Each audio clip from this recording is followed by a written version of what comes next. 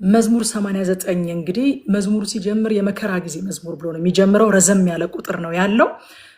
የኢዝራኤላዊው የኤታን ትምህርት ይላል። ከዛ መዝሙሩ የመከራ መዝሙር ነው። መዝሙሩን የጻፈው ደግሞ ኤታን የተባለው ሰው ነው። ኤታን ማን ነው? የት ነው የምናገኘው ኤታንን ካልን አንደኛ ነገሥት ምዕራፍ 4 ከ31 እስከ 32 ላይ ስለ ኤታን የተጻፈ የእግዚአብሔር ቃል ክፍል እናገኛለን። እና ከሰውም ሁሉ ይልቅ ከኢዝራኤላዊው ከኤታን እና ከማሆል ልጆች ከሄማንና ከከልቀድም ከደራልም ይልቅ ጥበበኛ ነበረ። በዙሪያው ባሉ አሕዛብ ሁሉ ዝና ወጣ።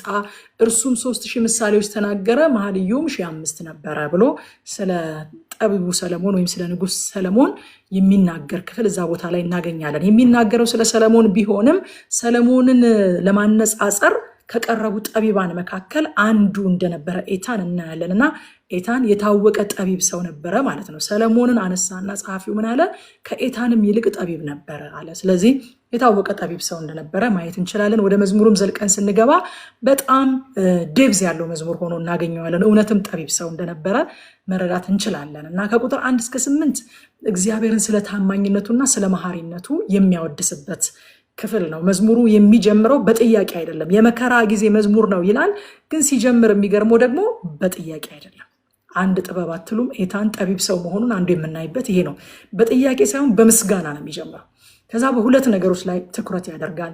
ስለ ምህረት ወይንም ስለ ዘላለማዊ ፍቅር ትኩረት አድርጎ ይዘምራል።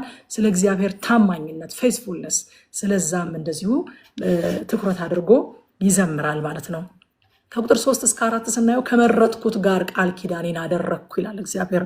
ለባሪያዬ ለዳዊት ማልኩ፣ ዘርህን ለዘላለም አዘጋጃለሁ፣ ዙፋንህንም ለልጅ ልጅ እመሰርታለሁ አልኩኝ ይላል እግዚአብሔር። እና ሁለተኛ ሳሙኤል 7 ላይ እግዚአብሔር ለዘላለም የሚጸና ዙፋን እሰጥሃለሁ ብሎ ለዳዊት ቃል ሲገባለት እንደነበረ እናስታውሳለን። እና ያንን ቃል ኮት እያደረገ ነው ኤታን የሚጽፈው። ለዳዊት የገባኸው ኪዳን ይህንን ይመስላል እያለ ይዘምራል ማለት ነው። ይሄ ሰው ለልጅ ልጅ የሚተላለፍ ለዘላለም የሚጸና ዙፋን እሰጥሃለሁ ብለኸዋል ለዳዊት ብሎ ያሳስባል። አያችሁ፣ ጸሎት በምስጋና ይጀመራል። ከዛ ደግሞ እግዚአብሔርን ቃሉን በማሳሰብ እንደ ቃሉ መጸለይ ማለት ነው። እግዚአብሔር ሆይ በቃልህ እንደዚህ ብለህ ተናግረሃል። እንደ እግዚአብሔር ቃል የሆነ ጸሎት በጣም ኃያል ጸሎት ነው። እንደ እግዚአብሔር ቃል የሆነ ጸሎት በቃ ዝም ብሎ መድገም አይደለም፣ ተራ ነገር አይደለም፣ የሃይማኖታዊ ልምምድ አይደለም። እግዚአብሔርን እንደ ቃሉ ጠይቀዋል። በምስጋና ይጀምርና ከዛ እንደ ቃሉ ደግሞ ሲጠይቀው እንመለከታለን። እና እግዚአብሔር ይህንን ኪዳን የዳዊትን ልጅ ሰለሞንን በማንገስ እንደጀመረው እናውቃለን። ለልጅ ልጅህ ዙፋንህን አወርስልሃለሁ ያለውን ሰለሞንን በማንገስ ጀምሮታል። ከዛ ከዳዊት ዘር የሆነውን ኢየሱስ ክርስቶስን በማንገስ ደግሞ ኮምፕሊት አደረገው፣ ፍጹም አደረገው ይህንን ቃል ማለት ነው። ምክንያቱም ሰው ዙፋኑ ለዘላለም ሊጸና አይችልም። ሰው የሆነው ከዳዊት ዘር የመጣው ኢየሱስ ክርስቶስ ግን በአባቱ በዳዊት ዙፋን ይነግሳል የተባለው ኢየሱስ ክርስቶስ ግን ይሄን አንደኛ ሳሙኤል ምዕራፍ 7 ላይ የተገባውን ቃል ፍጹም አደረገው፣ ኮምፕሊት አደረገው ማለት ነው። እግዚአብሔር ቃል ኪዳኑን ሙሉ ለሙሉ ፈጸመው። በዳዊት ዙፋን ለዘላለም የዳዊት ልጅ የሆነው ከዳዊት ዘር የመጣው ኢየሱስ ክርስቶስ ነግሶ ይኖራል። በዚህ ኪዳኑን አጽንቶታል። ቁጥር 2 ላይ ፍቅርህ ይላል። አዲሱ መደበኛ ትርጉም ሳይሆን አዲስ ትርጉም የሚባለው ፍቅርህ ለዘላለም እንደሚጸናና ታማኝነትህ እንደ ሰማይ እንደሚመሰረት እናገራለሁኝ ይላል። ሃሌሉያ። በቀደም ከኔ ጋር በነበረን ጥናት ይህንን ክፍል እንደው ዝም ብዬ አንስቼው ነበር አይደለም። እንደውም ክፍሉን ጠይቃችሁኝ መዝሙር 89 ላይ ነው የሚገኘው ብያችሁ ነበረ። ቀደም አድርጌ ስለማጠናኔ ይህንን ክፍል እያየሁት ልቤን በጣም ይዞት የዛለት ሳነሳው ነበረ። ፍቅርህ ለዘላለም እንደሚጸናና ታማኝነትህ እንደ ሰማይ እንደሚመሰረት እናገራለሁ ይላል። ወዳጆቼ፣ የእግዚአብሔር ታማኝነት የእግዚአብሔር ፍቅር ምን ያህል የተመሰረተ ነው፣ ምን ያህል የጸና ነው፣ ምን ያህል የማያሰጋ ነው ካላችሁ ማን ነው ከኛ መካከል ማለዳ ተነስቶ ሰማይ ይወድቅብኛል ብሎ ፈርቶ የሚያውቅ? ሰማይ ይወድቅብኛል ብላችሁ ፈርታችሁ ታውቃላችሁ? ጠዋት ስትወጡ እረ የሆነ ነገር መከላከያ ነገር ላድርግ፣ ድንገት ዛሬ ሰማይ ቢወድቅስ ብለን እናውቃለን? ዓለም ከተፈጠረ ዘመን ከተቆጠረ ጀምሮም ሰማይ ወድቆ አያውቅም። ዛሬም ሰማይ ይወድቃል ብሎ የሚሰጋ ሰው የለም። እንወጣለን፣ ምንም መከላከያ አንይዝም፣ ሰማይ ይወድቃል ብለን አንሰጋም። የእግዚአብሔር ፍቅርና የእግዚአብሔር ታማኝነት ከዚህ ይልቅ የጸና። ሃሌሉያ። ሰማይ ይወድቃል ብለን ካልሰጋን የእግዚአብሔር ታማኝነት ይለወጣል ብለን አንስጋ ነው የሚለን መዝሙረኛው። ይሄ ጠቢብ ሰው እንደዛ ነው የሚለን። ሃሌሉያ ሃሌሉያ።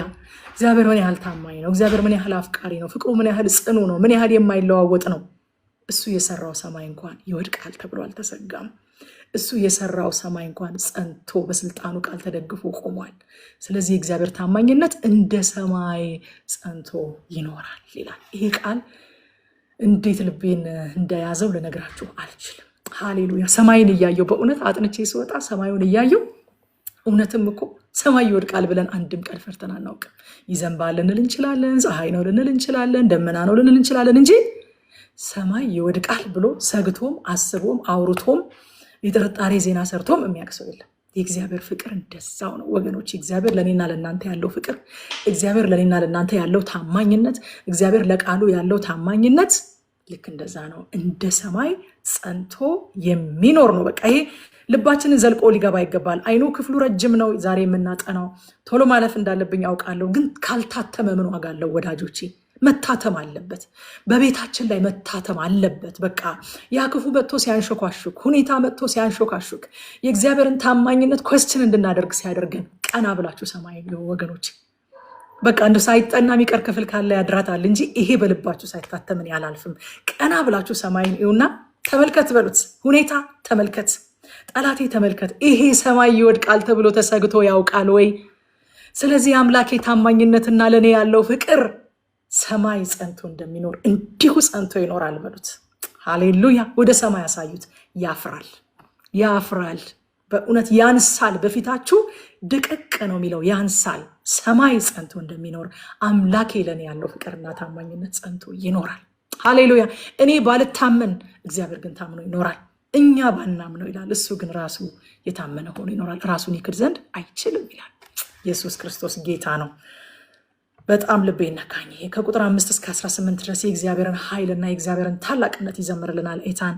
እግዚአብሔር በፍጥረት ላይ ያለውን ስልጣን ኃይል ሲዘምርልን ቀጥሎ ላለው ሀሳብ መሰረት እየጣለ ነው። መዝሙሩ እንደነገርኳቸው የመከራ ጊዜ መዝሙር ነው እና ምን አገናኘው? አንደኛ በምስጋና ጀመረ። እንደው መከራውን ሁሉ የረሳው ነው የሚመስለው እኮ የጸሎት ርዕሱን የረሳው ነው የሚመስለው። ሲጀምር በምስጋና ጀመረ። ከዛ ደግሞ ስለ እግዚአብሔር ታማኝነት፣ ስለ እግዚአብሔር ዘላለማዊ ፍቅር በጣም አስተማማኝ መሆኑን መሰረት እያስቀመጠ፣ ከዛ ደግሞ ስለ ኪዳኑ እያነሳ ለዳዊት እኮ እንደዚህ ብለህ ኪዳን ገብተልታል ይላል። አሁን ደግሞ ይመጣና ስለ እግዚአብሔር ታላቅነት ደግሞ በሰማይ በምድር ያሉትን የሚቆጣጠር ታላቅ አምላክ ነው እግዚአብሔር፣ በሁሉ ላይ ስልጣን ያለው አምላክ ነው እያለ ደግሞ ይዘምራል። መሰረት እየጣለ ነው። ለምንድነው መሰረት የሚጥለው? ለኛ የገባውን ኪዳን በእርግጥ ይፈጽመዋል። የሚሳናው ነገር የለም ሊለን ነው። የኪዳን አምላክ ነው። ፍቅርና ታማኝነቱ የማይለዋወጥ ነው። ደግሞስ ለኛ የገባውን ኪዳን መፈጸም የሚችል ኃይል ያለውም አምላክ ነው። በምን አወቅ?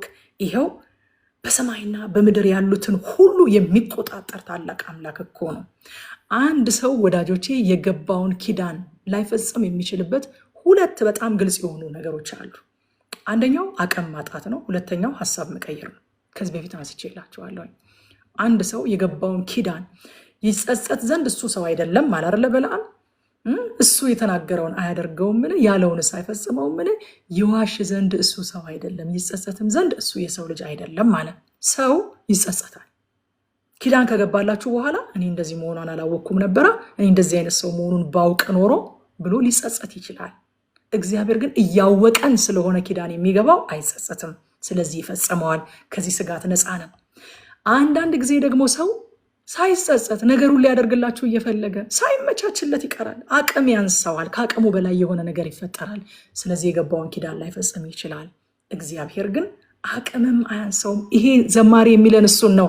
አንደኛ የኪዳን አምላክ ነው አለን። ሁለተኛ ደግሞ በሰማይና በምድር ያለውን የሚቆጣጠር ታላቅ ኃይል ያለው አምላክ እኮ ነው። ስለዚህ ለእኛ የገባውንም ኪዳን መፈጸም ይችላል፣ አይሳነውም የሚል መሰረት ነው የሚጥልልን። ይህንን ሁሉ ነገር በመዘርዘር ውስጥ ማለት ነው። ጸሎት በእምነት ነው እንጂ የሚጸለየው በጥርጣሬ አይጸለይም ወዳጆቼ። የእግዚአብሔርን ታማኝነት በመጠርጠር የእግዚአብሔርን አቅም በመጠርጠር እንዴት ይጸለያል? አስቀድመን ታማኝነቱን እናውጃለን፣ መሐሪነቱን እናውጃለን፣ ፍቅሩን እናውጃለን። የኪዳን አምላክ መሆኑን እናውጃለን። ኃያልነቱን ታላቅነቱን እናውጃለን። በዚህ መሰረት ላይ ቆመን በእምነት እግዚአብሔር ለኔም የተናገረኝን ነገር ይፈጽማል ብለን እንጸልያለን። ዘማሪው እያደረገ ያለው እንደዛ ነው። መዝሙረኛው ኪዳን የገባላችሁ አምላክ ማን እንደሆነና ምን እንዳደረገ ምን አይነት አምላክ እንደሆነ ለነፍሱ ይነግራታል፣ ያሳስባታል። ወዳጆቼ ያሳስባታል። እግዚአብሔር እኮ የዳዊት አምላክ ነው። ለዳዊት የገባውን ኪዳን የፈጸመ አምላክ ነው። ነፍሴ በሰለሞን ዘመን ነው የኖረው። ይሄ መዝሙረኛ እንደነገርኳችሁ ለዳዊት የገባውን ኪዳን ሰለሞንን አንግሶ አይቻለሁኝ እኮ ነፍሴ ሆይ ብሎ ለነፍሱ ይነግራታል። ደግሞስ ታላቅ አምላክ እኮ ነው። ተመልከቺ ሰማይን ይው እሱ የሰራው ሰማይ እኮ ጸንቶ ይኖራል፣ እንኳንስ የሱ ታማኝነት ይላታል። ደግሞስ ኃያል እኮ ነው፣ አቅቶት ሳይፈጽም የማይቀር እንዳይመስልሽ፣ በሰማይና በምድር ያለውን ሁሉ የሚቆጣጠር ታላቅ አምላክ ነው ይላታል። እንደዚህ አይነቱ ልምምድ ወዳጆቼ ልባችን እንዳይናወጥ ዌቨር እንዳናደርግ በጣም ይረዳናል። ቁጭ ስንል ለነፍሳችን ምንድነው የምንነግራት? ምንድነው የምንነግራት? ችግሩን ነው ደግመን የምናወራላት? ዜናውን ነው ደግመን የምንተርክላት? ምንድነው የምናሰላስለው? በቀደምም እግዚአብሔር በጣም ተናግሮን ስለምናስበው ነገር እንድንጠነቀቅ በጣም ሲያሳስበን ነበር አይደለም? ቲንክ አባውት ዋት ዩ ቲንክ እየተባባለን ነበረ። ብዙ ጊዜ ዊ ቲንክ በት ዊ ዶንት ቲንክ አባውት ዋት ዊ ቲንክ። ዋት አም አይ ቲንኪንግ ራይት ነው? ምን እያሰብኩኝ ነው ብለን አናስብም። ጀስት እናስባለን። አእምሮ አለማሰብ አይችልም። ዝም ብሎ ባዶ መሆን አይችልም። ሀሳብ ግን ካልሰጣችሁት ዓለም የሰጠችውን ማሰብ ይጀምራል። ሁኔታ የሰጠውን ማሰብ ይጀምራል። ማህበራዊ ሚዲያ የሰጠውን ማሰብ ይጀምራል። ስለዚህ እግዚአብሔር ቃል በቀረውስ ይሄንን አስቡ ካለ ሰው እንደ ሜኑ መርጦ ማሰብ ይችላል ማለት ነው። ኤታም ምን አደረገ? አሁን ቁጭ ብሎ ለነፍሱ የምታስበውን ነገር ሰጣት። ታማኝነቱን አስቢ፣ ዘላለማዊ ፍቅሩን አስቢ፣ የኪዳን አምላክ መሆኑን አስቢ፣ ሁሉን የሚችል አንዳች የማይሳነው አምላክ መሆኑን አስቢ ነፍሴ ሆይ። ይሄ በጣም ይጠቅመናል ወዳጆቼ። ሰው የሚያስበውን ነገር ነው የሚያምነውን ነገር ነው የሚኖረው። ሃሌሉያ። እና ቁጥር 8 ላይ የሰራዊት አምላክ እግዚአብሔር ሆይ እንዳንተ ያለ ማን ነው? እግዚአብሔር ሆይ አንተ ኃያል ነህ፣ ታማኝነትህም ከቦሃል ይላል አዲሱ መደበኛ ትርጉም። እግዚአብሔር እኔ በቃ ባላንስ የሚያደርጉት ባህሪዎቹ አንዳንዴ መናገር ሁሉ ያቅተኛል። ልክ ልናገር ስጀምር በጣም የምወዳቸው የእግዚአብሔር ባህሪያት በቃ ልክ ሳገኛቸው ነው በጣም ልቤ ቅልጥ የሚለው እንጂ እያበላለጥኳቸው አይደለም። ልክ ሳገኘው ልቤ ቅልጥ ይልብኝና የሆነ ለብ ያለ ዘይት እንደፈሰሰባቸው ተሰምቷቸው ያውቃል። እንደዛ ይሰማኛል። እና እግዚአብሔር ኃያል ብቻ ሳይሆን ወገኖቼ ታማኝም ነው። እንዴት አድርጌ እንደምገልጸው አላውቅም። የሰራዊት አምላክ እግዚአብሔር ሆይ እንዳንተ ያለ ማን ነው? እግዚአብሔር ሆይ አንተ ኃያል ነህ አለና ኃያልነቱ ስጋት እንዳይሆንብን፣ ኃያልነቱ ለእኔ ምኔ ናት እንዳንልም ታማኝነትም ከቦሃል ይላል። ሃሌሉያ። ኃያል ብቻ ሳይሆን ታማኝም ነው። ከዛ ቁጥር 14 የዙፋንህ መሰረት ጽድቅና ፍርድ ነው፣ ምሕረትና እውነት በፊት ይሄዳሉ ይላል። ወዳጆቼ መልካም ባልሆነ አካል እጅ ኃይል ሲገባ እኮ ስጋት ነው። ታማኝ ባልሆነ ሰው እጅ ኃይል ሲገባ እኮ ፍርሃት ነው የሚወራቸው። ኃያሉ አምላክ ታማኝ ነው። ደግሞስ የዙፋኑ መሰረት ጽድቅና ፍርድ ነው፣ ምሕረትና እውነት በፊት ይሄዳሉ ይላል። ምን ማለት ነው? ዙፋኑ የተመሰረተው እንደ ምድር ነገስታት በኃይል ብቻ አይደለም። የምድር ነገስታት ብዙዎቹ ዙፋናቸውን በኃይል ይመሰርታሉ፣ በሰራዊት ብዛትና ብርታት ይመሰርታሉ። እግዚአብሔር ግን ኃይልም አለው፣ ታማኝም ነው።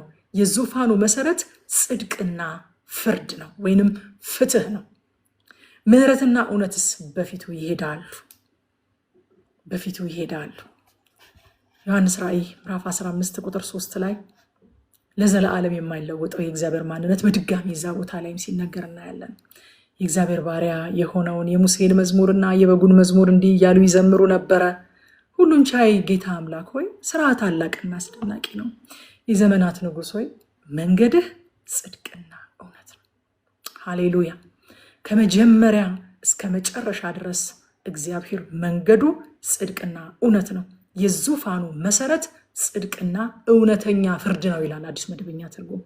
እውነተኛ ፍርድ ነው የዙፋኑ መሰረት። እዛ የእግዚአብሔር ፍርድ ደግሞ ብቻውን አይወጣም፣ ምህረትና እውነት በፊት ይሄዳሉ ይላል። የእግዚአብሔር ፍርድ ከምሕረትና ከታማኝነት ወይንም ከፍቅር የተለየ አይደለም። አንድ ትርጉም ዘላለማዊ ፍቅር ይላል። ምህረትና ዘላለማዊ ፍቅር በፊት ይሄዳል። በክርስቶስ መስቀል ላይ የተገለጠው የእግዚአብሔር ፍርድ ካያችሁት ከምሕረትና ከታማኝነት ወይንም ከፍቅር የተለየ አልነበረም። ሁለቱ ባላንስ አድርጎ ነበር በክርስቶስ መስቀል ላይ የተገለጠው። ፍርዱም ሙሉ ለሙሉ ተፈጽሟል። ፍትህ መልስ አግኝቷል። ኃጢአት ተቀጥቷል። የእግዚአብሔር ቅድስና ዲማንድ የሚያደርገው ፍትህ ተፈጽሟል በክርስቶስ መስቀል ላይ። አት ዘ ሴም ታይም ደግሞ ምህረትና ፍቅርም ደግሞ እዛው ስፍራ ላይ ተገልጠዋል። ከፊት ይሄዳል ይላል። ሃሌሉያ! መንገዱን ከፊት የሚጠርግለት ምህረትና ታማኝነት ነው። ፍርድ ተከትሎ ቢሄድም ምህረትና ታማኝነት ግን መንገዱን እየጠረገ ነበረ። ምህረትና ታማኝነቱ በእኛ ላይ፣ ፍርዱ በልጁ በክርስቶስ ኢየሱስ ላይ አረፈ። ሃሌሉያ! ከቁጥር 19 እስከ 37 ድረስ እግዚአብሔር ለዳዊት የሰጠውን የተስፋ ቃል ነው በዝርዝር የሚናገረው። ከህዝብ የተመረጠውን ከፍ ከፍ አደረግኩ ይላል ራሱ እግዚአብሔር ማለት ነው። አይገርማችሁ? ዳዊትን ከህዝቡ መካከል ከፍ ከፍ ለማድረግ የመረጠው ወይም የወሰነው ራሱ እግዚአብሔር ነው እንጂ ዳዊት አይደለም። ለካ ዳዊት ለመመረጡ ያበረከተው አስተዋጽኦ የለም። ዳዊት ለመመረጡ ልክ የምድር ተመራጮች እንደሚያደርጉት የምርጫ ቅስቀሳ አላደረገም፣ ውድድር አላደረገም፣ ፕሮሚስ አልገባም።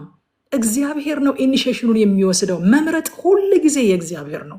መወሰን ሁል ጊዜ የእግዚአብሔር ነው። እኛ እንኳን ስለ ጸጋ ስጦታዎች፣ ስለ መንፈሳዊ ስጦታዎች ሐዋርያው ጳውሎስ ጸልዩ ሲለን ፈልጉ፣ ጸልዩ፣ ተጠሙ፣ ኢግኖራንት እንድትሆኑ አልፈልግም። ስለ መንፈሳዊ ስጦታ የማታውቁ እንድትሆኑ አልፈልግም ይለናል። ምን እንደውም አጥብቀን እንደምንፈልግ ራሱ ይነግረናል።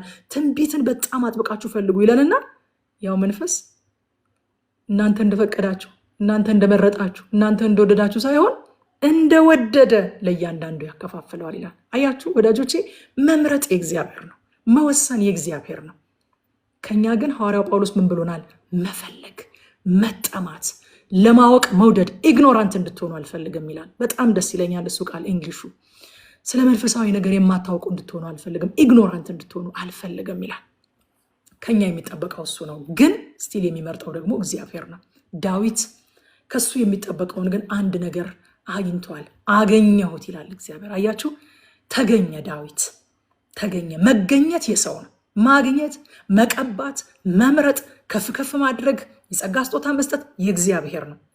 ነገር ግን እግዚአብሔር በሚገኝበት ስፍራ ደግሞ እግዚአብሔርን መፈለግ የሰው ነው።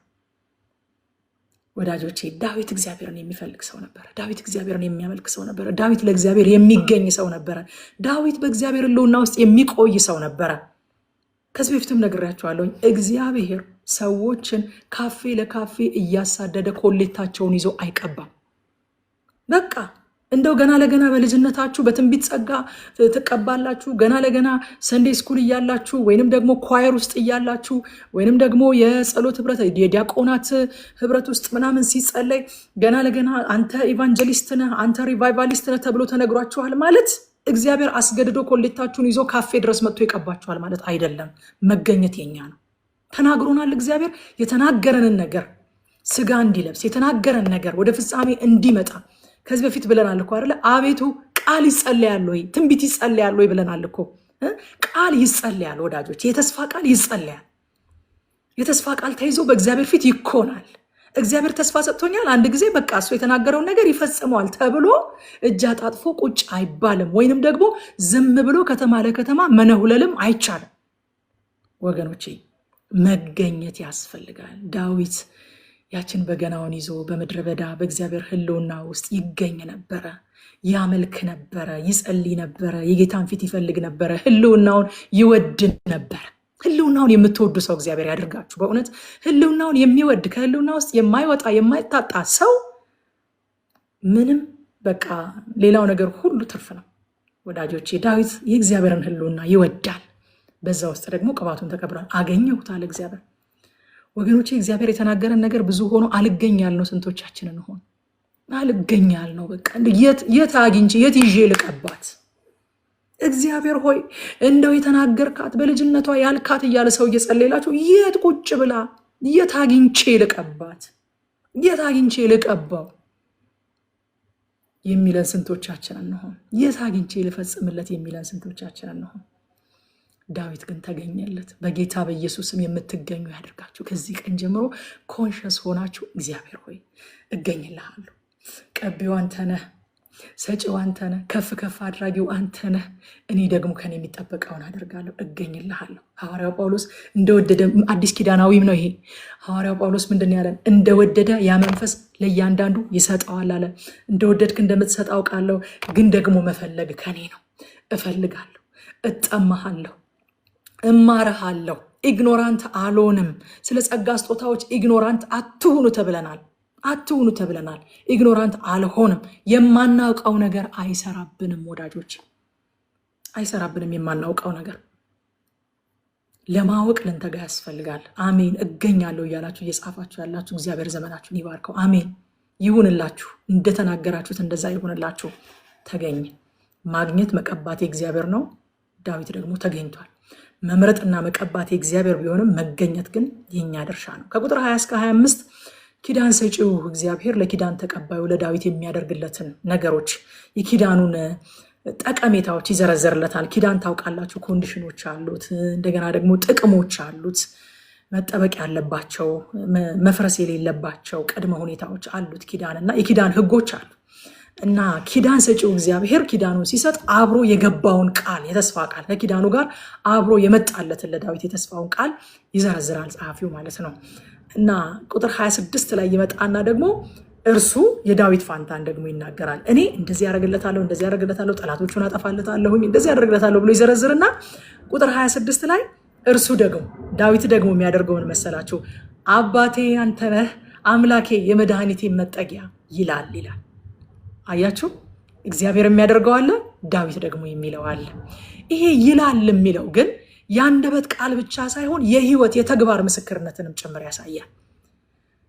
እግዚአብሔር አባቴ ነህ እያልነው እንደ አባት አፕሮች ካላደረግነው የአንደበታችንን ቃል ብቻ ተቀብሎ ልክ ናችሁ አይለንም። ጌታዬ ነህ እያልነው እንደ ጌታ የማንቀበለውና በቤታችን በህይወታችን ላይ ጌታ የማናደርገው ከሆነ ጥቅም የለውም። ሚልኪያስ ላይ ካስታወሳችሁ ሚልኪያስ ምዕራፍ 1 ቁጥር 6 ላይ እግዚአብሔር እንደዚህ ያለ፣ እናንተ ስሜን የምታቃልሉ ካህናት ሆይ አለ፣ ልጅ አባቱን ባሪያም ጌታውን ያከብራል። አያችሁ፣ ምን እያሉ ነው? እኛ እስራኤላውያን የእግዚአብሔር ልጅ ነን ይላሉ፣ እኛ የእግዚአብሔር ባሮች ነን ይላሉ በአንደበታቸው። ልጅ እኮ አባቱን ያከብራል፣ ባሪያም እኮ ጌታውን ያከብራል። እኔስ አባት ከሆንኩ ክብሬ ወዴት አለ? እንደው እግዚአብሔር አያሳዝንም? በእውነት እዚህ ጋር እግዚአብሔር ያሳዝናል አይባልም። ያው ትረዱኛላችሁ ማለት የፈለጉትን። አባት ከሆንኩ ክብሬ ወዴት አለ? ጌታስ ከሆንኩ መፈራቴ ወዴት አለ? ይላል የሰራዊት ጌታ እግዚአብሔር። እናንተም ስምህን ያቃለልን በምንድን ነው ትላላችሁ? አያችሁ፣ በአፋቸው እያከበሩት ስለሆነ አባታችን ነው ጌታችን ነው እያሉት ስለሆነ አቃለላችሁኝ ሲላቸው እግዚአብሔር መቼ አቃለልን? መቻልን እንደዛ ይሉታል እግዚአብሔርን።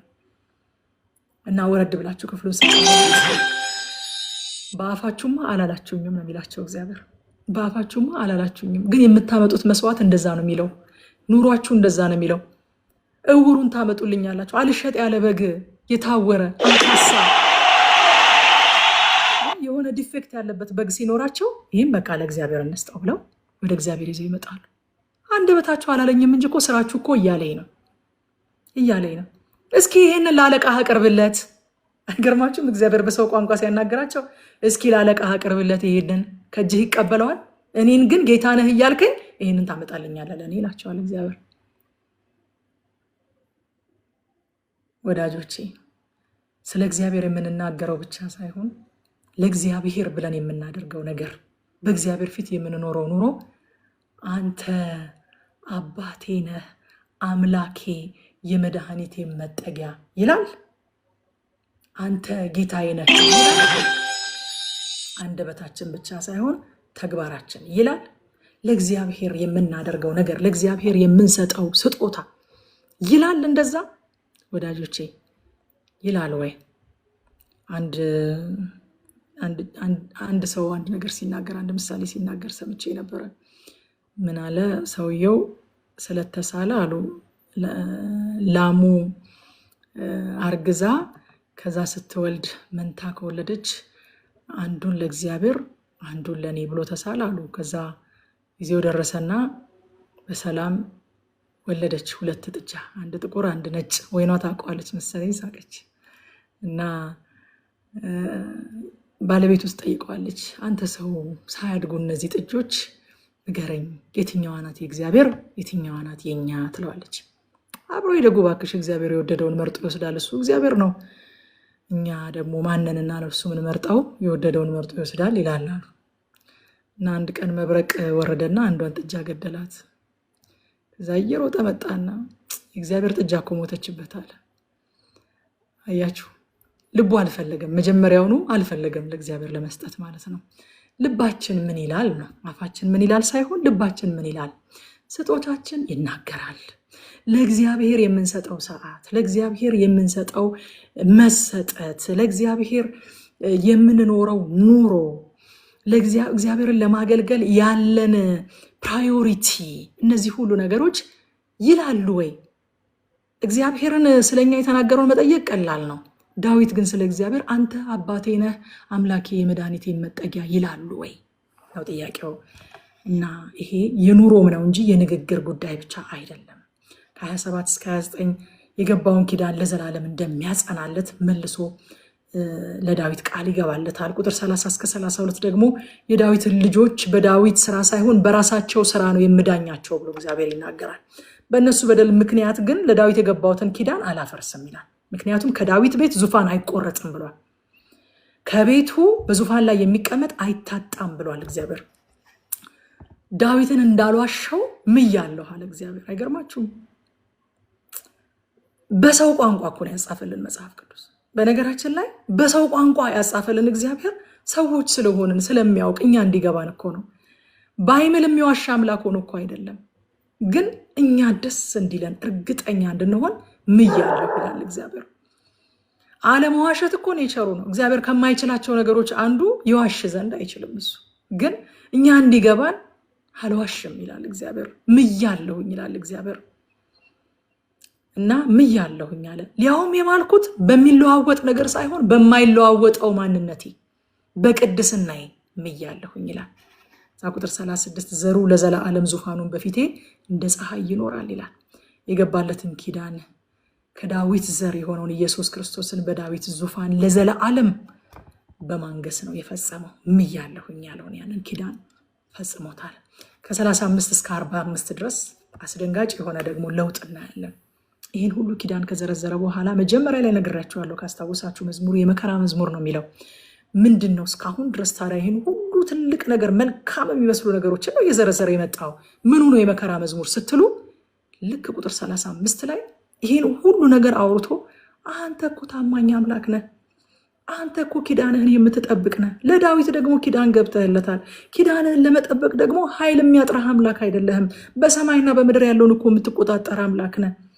እንደገና ደግሞ የዙፋንህ መሰረት እኮ ጽድቅና ፍርድ ነው። ታማኝነትና ምሕረት እኮ በፊት የሚሄዱ አምላክ ነህ ብሎ አሞጋግሶት እግዚአብሔርን ቁጥር 35 ላይ ሲመጣ ታዲያ ጌታ ሆይ ይሄ ሁሉ የዳዊት ኪዳን የት ሄዶ ነው የተሸነፍ ነው የሚል ጥያቄ ይጠይቃል። የት ሄዶ ነው የተሸነፍ ነው? ይሄ ክፍል ስለ ምርኮ ነው የሚያወራው። የኪዳኑ ሕዝብ በምርኮ መጋዙን አስመልክቶ የነበረውን ግራ መጋባት ወደፊት የሚያሳይ ነው። የዘላለም ዙፋን ቃል ገብተህለት ለዳዊት አሁን እንዴት ሆኖ ነው ከዳዊት ቤት በዙፋን ላይ ሰው የታጣው? አሁን እንዴት ሆኖ ነው አሶርና ባቢሎን ማርከው የወሰዱን? መንግስት ከእስራኤል ተደመሰሰ፣ ቤተ መቅደሱ ፈረሰ፣ ህዝብ ተጋዘ። እንዴት ይሄ ሁሉ ደረሰብን? አያችሁ፣ የመዝሙሩ ፍሰት ይሄ ነው። ኪዳኑን አነሳና ያ ኪዳን የት ሄዶ ነው ታዲያ የተሸነፍነው? የት ሄዶ ነው? ለምን ተጋዝን? ለምን ተማረክን? ይላል። ከዛ ከቁጥር 46 እስከ 53 እሺ እስከ መቼ ነው ይሄ ደግሞ የሚሆነው ይላል። ይሄ ሁሉ ነገር ደረሰብን የኪዳን ህዝቦች። እሺ እስከ መቼ ነው ደግሞ ይሄ የሚሆነው? ኪዳኑ በእርግጥ እንደማይሻር አውቃለሁኝ፣ አምናለሁኝ። ይሄንን ግን እስከ መቼ ነው የማታድነን ይለዋል። ከዛ ቁጥር 52 ላይ የሚገርም አዘጋጊ ይዘጋል። ወዳጆቼ እግዚአብሔር ለዘላለም ይባረክ። ይሁን። ሃሌሉያ አያችሁ እምነት በየትኛው ሁኔታ ውስጥ እግዚአብሔርን ስለሚያምን እግዚአብሔርን ያመሰግናል። የአማኝ ጸሎት መደምደሚያው ሁሉ ጊዜ ምስጋና ነው። ምክንያቱም የምንጸልየው ወደሚሰማ ሰምቶም ወደሚመልስ አምላክ እንደሆነ ስለምናውቅ መደምደሚያችን ሁሉ ጊዜ ምስጋና ነው። ምንም አስከፊ ሁኔታ ውስጥ ያሉት ገና ሶሉሽን አልተሰጠም፣ ችግሩን ብቻ ነው የተናገረው። ግን ሲዘጋ ቁጥር 52 ላይ እግዚአብሔር ለዘላለም ይባረክ ይሁን ብሎ ዘጋ። ምን እንማር ከዚህ ምዕራፍ?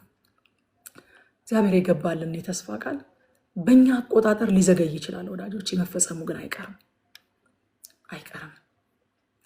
ሁለተኛ ነፍሳችን የእግዚአብሔር የተስፋ ቃልና እየሆነ ያለው ነገር ሲጋጭባት ታላቅነቱን እንንገራት፣ የኪዳን አምላክ መሆኑን እንንገራት፣ የዙፋኑ መሰረት ጽድቅና ፍርድ መሆኑን እንንገራት። ይሄ ልባችንን ያጸናል፣ ልባችንን ያጽናናል። ለእግዚአብሔር የሚሳነው ነገር የለም እንበላት። ሶስተኛ ከዚህ ምዕራፍ ምን እንማር? እግዚአብሔር ዛሬም ይመርጣል፣ ዛሬም ይቀባል፣ ዛሬም ያስነሳል፣ ዛሬም ከፍ ከፍ ያደርጋል። ከኛ የሚጠበቀው ግን መገኘት ነው። መገኘት ያስፈልጋል። መገኘት በቃ ከዚህ ምዕራፍ አክሽን የምወስድበት ነገር ምን ካላችሁ ለእግዚአብሔር መገኘት። ወዳጆች የተገኘንለት ነገር እኮ ይጠቀምብናል። ታውቃላችሁ አይደል? እግዚአብሔርም ከተገኘንለት ይጠቀምብናል። መገኘት ለእግዚአብሔር። ከዚህ ምዕራፍ ይህንን ነገር አይቻለሁኝ እኔ። ጌታ ይባረክ። ሰማይን ማየት ግን እንዳትረሱ። ሰማይን አሳዩት። ይሄ ሰማይ ጸንቶ ከኖረ አምላኬ ለኔ ያለው ታማኝነት፣ አምላኬ ለኔ ያለው ፍቅር ለዘላለም ጸንቶ ይኖራል። መዝሙር 90 አይዟችሁ፣ ከዚህ በኋላ ያለው አጠር ይላል። ከዚህ 89-52 ቁጥሮች ስላሉት ነው። መዝሙር ምዕራፍ 90 እንግዲህ አራተኛው መጽሐፍ ነው። ክፍፍሉ ላይ ስናይ ካስታወሳችሁ ከ90 እስከ 106 ድረስ አራተኛ መጽሐፍ ነው። ይሄ መዝሙር ደግሞ የሙሴ መዝሙር ነው። ሙሴን የጻፈው ይህንን መዝሙር ከቁጥር 1 እስከ 2 እግዚአብሔር የዘላለም አምላክና የሁል ጊዜ መጠጊያ ነው ይለናል ሙሴ። የሁል ጊዜ መጠጊያ ነው። ተራሮች ጽኑዓን ናቸው አይደለ? ተራሮችን ስታያቸው እኔ በጣም ተራራ እንደምወድ ነግራቸዋለሁ አይደለ? ጽናትን አያለሁኝ፣ ግርማን አያለሁኝ። ንቅንቅ ማይል በቃ ንፋስ ነፈሰ ብሎ ዝናብ ዘነበ ብሎ ኑሮ ተወደደ ብሎ ምንም በቃ ንቅንቅ የማይል ንጉስ ወጣ፣ ንጉስ ወረደ፣ ፖለቲካው ከፍ አለ ዝቅ አለ፣ ኢኮኖሚው ምንም አይደንቀውም። ተራራ በቃ ሳየው በጣም እደሰታለሁኝ። ተራራ በጣም ወዳለሁኝ እና ጽኑዓን ናቸው ተራሮች፣ ጽኑዓን ናቸው። ግን ያልነበሩበት ጊዜ ነበር። አይገርማችሁም? ያልነበሩበት ጊዜ ነበረ። እግዚአብሔር ግን ያልነበረበት ጊዜ የለም። ያልነበረበት ጊዜ የለም። ስለዚህ ምን ይለዋል ሙሴ? ከተራሮች ይልቅ አንተ ጽኑ ነህ ይለዋል። ከጽኑዓን ተራሮች ይልቅ አንተ ጽኑ ነህ ይለዋል እግዚአብሔር። ራዕይ ዮሐንስ ምዕራፍ 1 ቁጥር 8 ላይ ጌታ ኢየሱስ ክርስቶስ ለዮሐንስ ሲገለጥለት ስለራሱ የተናገረው ይሄንን ነው። ያለውና የነበረው የሚመጣውም ሁሉንም የሚገዛ ጌታ አምላክ አልፋና ኦሜጋ እኔ ነኝ ይላል። ተራሮች ባልነበሩበት ጊዜ እግዚአብሔር አለ። ፎርዛት ማተር እግዚአብሔር ነበረ አይባልም። ለኛ ለአይምሯችን ለመረዳት እንዲመቸን ነው ያለ የነበረ የሚኖር ብለን በጊዜ ውስጥ የምናስቀምጠው እንጂ እግዚአብሔር ጊዜ አፌክት አያደርገውም። እግዚአብሔር ከጊዜ ውጪ ነው። ጊዜን ፈጥሮ እያኖረው ነው። ጊዜን ፈጥሮ አስተዳዳሪ አድርጎ መላ ዓለሙን በጊዜ ውስጥ አስገብቶ እያስተዳደረው ነው እንጂ እግዚአብሔር በጊዜ ውስጥ አይደለም። እግዚአብሔር ከጊዜ ውጪ በዘላለም ውስጥ የሚኖር የዘላለም አምላክ ነው። እግዚአብሔር ነበረ የምንለው ለኛ ለአይምሯችን ለመረዳት እንዲቀለን ነው። ጊዜን እንደ ባቡር ተመልከቱት ወዳጆች። እኔን የረዳኝ ነገር ዘላለምን ለመረዳት እግዚአብሔር ከጊዜ ውጪ እንደሆነ ለመረዳት ለራሴ ለአይምሮ የረዳኝ ነገር ይሄ ነው። ጊዜን እንደ ባቡር ተመልከቱትና እግዚአብሔር የፈጠረውን ነገር ሁሉ እዛ ባቡር ውስጥ ያስቀምጠዋል። ከሆነ ቦታ ላይ ይነሳል፣ የሆነ ቦታ ላይ ሲደርስ ይወርዳል። እግዚአብሔር ግን ከባቡሩ ውጭ ሆኖ ባቡሩን ይቆጣጠራል፣ ያስተዳድረዋል። ከመነሻው እስከ መድረሻው ድረስ በአንድ አይን ያየዋል። አሁንና በኋላ፣ ትናንትናና ዛሬ፣ አምናና ካቻምና፣ ዘንድሮ፣ የሚቀጥለው ዓመት የሚባል ነገር በእግዚአብሔር ዘንድ የለም። እሱ ሁሉ ባቡር ውስጥ ላለ ነው። ከቁጥር 3 እስከ 6 የፈጠርከውን ሰው ወደ አፈር ትመልሳለህ ይላል። እዛ ቁጥር 4 ስታዩት 1000 ዓመት በፊትህ እንዳለፈች እንደ ትናንትና ቀን እንደ ሌሊትም ትጋት ነውና ይላል። ለምን ከተባለ ጊዜ ጉዳይ የሚያስጨንቀን እኛ ነው። እግዚአብሔር ጊዜን ፈጥሮ የሚያኖር አምላክ ስለሆነ ጊዜን ይቆጣጠረዋል እንጂ ጊዜ እግዚአብሔርን አይቆጣጠረውም። እኛ ግን በጊዜ ላይ የተሳፈርን ጊዜ ውስጥ የምንኖር ሰዎች ስለሆንን ጊዜን ኮንትሮል ማድረግ የሚችል ሰው የለም። የፈለገ ኃያል ቢሆን፣ የፈለገ ብርቱ ቢሆን፣ የፈለገ ጠቢብ ቢሆን፣ የፈለገ አይነት ስልጣን ቢኖረው ዛሬን እንዳይነጋ ማድረግ የሚችል ሰው አለ? አርብ ወደ ቅዳሜ እንዳይቀየር ማድረግ የሚችል ሰው አለ? የለም። ውስጥ ነን ያለ ነው። ምኑን እንቀይረዋለን? እሱ ይቀይረናል እንጂ እኛ እንቀይረውም። እግዚአብሔር ግን ፈጥሮታል፣ ያኖረዋል፣ መነሻ አድርጎለታል፣ መድረሻም አስቀምጦለታል። አንድ ቀን ጊዜ ያከትማል፣ ሁሉ ወደ ዘላለም ይሻገራል። በህይወትም በሞትም ሁሉ ወደ ዘላለም ይሻገራል። ሙሴ ይህንን የሚናገረው የሰው ህይወት ጠዋት በቅሎ ማታ የሚጠፋ ሳር ነው የሚለው ከግብፅ የወጣ ትውልድ ሁሉ በምድረ በዳ ሲረግፍ ቁጭ ብሎ የተመለከተ ሰው ነው። ሰው እንዴት ከንቱ ፍጥረት እንደሆነ ቁጭ ብሎ የተመለከተ ሰው ነው። እግዚአብሔር ብቻ ዘላለማዊ ነው የሚለን ለዛ ነው። ከቁጥር 7 እስከ 11 ኃጢአትንና የእግዚአብሔርን ቁጣ ያሳየናል። በቁጣ አልቀናል ይላል። አያችሁ፣ በምድረ በዳ ላይ የሆነው ያ ሞት ተፈጥሯዊ ሞት አይደለም። ከኃጢአት ጋር በተያያዘ ከእግዚአብሔር ቁጣ የተነሳ የመጣባቸው ሞት ነው። ስለዚህ ከቁጣ የተነሳ አልቀናል ይላል። ታውቃላችሁ፣ ከግብፅ ምድር ከወጡት ሰዎች ከ20 ዓመት በላይ የሆኑት በሙሉ በምድረ በዳ አልቀዋል። ከ20 ዓመት በላይ ሆኖ ወደ ተስፋይቱ ምድር የገቡት ካሌብና ኢያሱ ብቻ ናቸው። ሌላው በኃጢአታቸው ምክንያት፣ ባለማመናቸው ምክንያት፣ በማጉረምረማቸው ምክንያት በምድረ በዳ አልቀዋል እና በቁጣ አልቀናል ይላል። ኢንክሉዲንግ ሙሴንም ጨምሮ ማለት ነው። ባለመታዘዙ ምክንያት እሱ ራሱ በምድረ በዳ ከቀሩት እኮ አንዱ ነው። ወደዚህ ተራራ ውጣና ሙት ተብሎ በቃ እንደ እግዚአብሔር ያለ የለም እያለ እየዘመረ ወጥቶ ወደዛ ተራራ የሞተ ሰው ነው። አልቀናል ከቁጣ የተነሳ ብሎ እግዚአብሔር በኃጢአት ላይ ያለውን ሲሪየስነስ ይናገራል ማለት ነው። ቁጥር 8 የተሰወረውን ኃጢአታችንን በፊትህ ብርሃን፣ በደላችንን በፊትህ አስቀመጥክ ይላል። ከእግዚአብሔር የሚሰወር ነገር የለም ለካ። በፊቱ ብርሃን ገልጦ አይቶታል። በደላችንንም በፊትህ አስቀመጥክ ይላል። ከዛ ቁጥር 10 ላይ የእድሜያችን ዘመን 70 ዓመት ቢበዛም 80 ነው፣ ከዚያ በላይ ከሆነም ድካምና መከራ ብቻ ነው፣ ቶሎ ያልፋልና እኛም ወዲያው እንነጉዳለን ይላል አዲሱ መደበኛ ትርጉም። ይሄ 70-80 ዓመት የሚለው ሙሴ የእድሜ ጣሪያ አይደለም ያስቀመጠው፣ አቨሬጅን ያስቀመጠው፣ የእድሜን አቨሬጅን ያስቀመጠው። ሙሴ ማነጻጸር የፈለገው ከእግዚአብሔር ዘላለማዊነት እና በጊዜ አይወሰኔነት ጋር ነው። ከእግዚአብሔር አንጻር ነው ነገሩን ሊያሳየን የፈለገው። ስለዚህ ከዛ አንጻር ሲታይ 80 ዓመት ቅጽበት ነው ወዳጆች። አንድ ጊዜ አንድ ሰው እንደዚህ ያለ ከዘላለም ጋር ሲነጻጸር በዚህ ምድር ላይ የምንኖረው ህይወት የሻይ ሰዓት እንደማለት ነው አለ። እና ማን ነው ለሻይ ሰዓት ብሎ 40 እና 50 ዓመት የሚኖርበትን ቤቱን የሚሸጥ እስኪ በምድር ላይ እንዴ? እኔ በሻይ ሰዓት ታዲያ ሻይ ሳልጠጣ ልቀር ነው እንዴ ብላችሁ መሬታችሁን፣ ቤታችሁን፣ ጥሪታችሁን፣ መኪናችሁን ምናምን ትሸጣላችሁ እንዴ ወዳጆች? ግን ሪያሊቲው እንደዛ እያደረገን እንደሆነ ታውቃላችሁ። ዘላለማችንን ለሻይ ሰዓት በዘላለም ኤክስፔንስ ነው ሻይ እየጠጣን ያለ ነው። እዚህ ያለንበት ጊዜ ከዘላለም ጋር ሲነጻጸር ቅጽበት ነው። እና ከዛ ጋር አነጻጽሮት ሙሴ ድካም ነው አለ። በቃ ያቺ ቅጽበት ያላት ያቺ ቅጽበት 80 ዓመት እንኳን በችግርና በመከራ የተሞላች ናት አለ።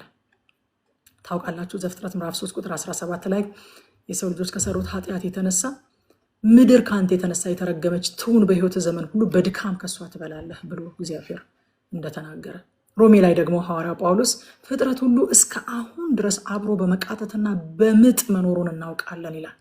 ከኃጢአት የተነሳ ኮራፕትድ የሆነች ዓለም ላይ እየኖርን ስለሆነ ገና ስላልተዋጀች እኔና እናንተ ዳግመኛ ተወልደናል እንጂ ምድር በኃጢአት ምክንያት ካገኛት ኮራፕሽን አልተዋጀችም። ገና መዋጀቷን በመናፈቅ በምጥ ላይ ነው ያለችው።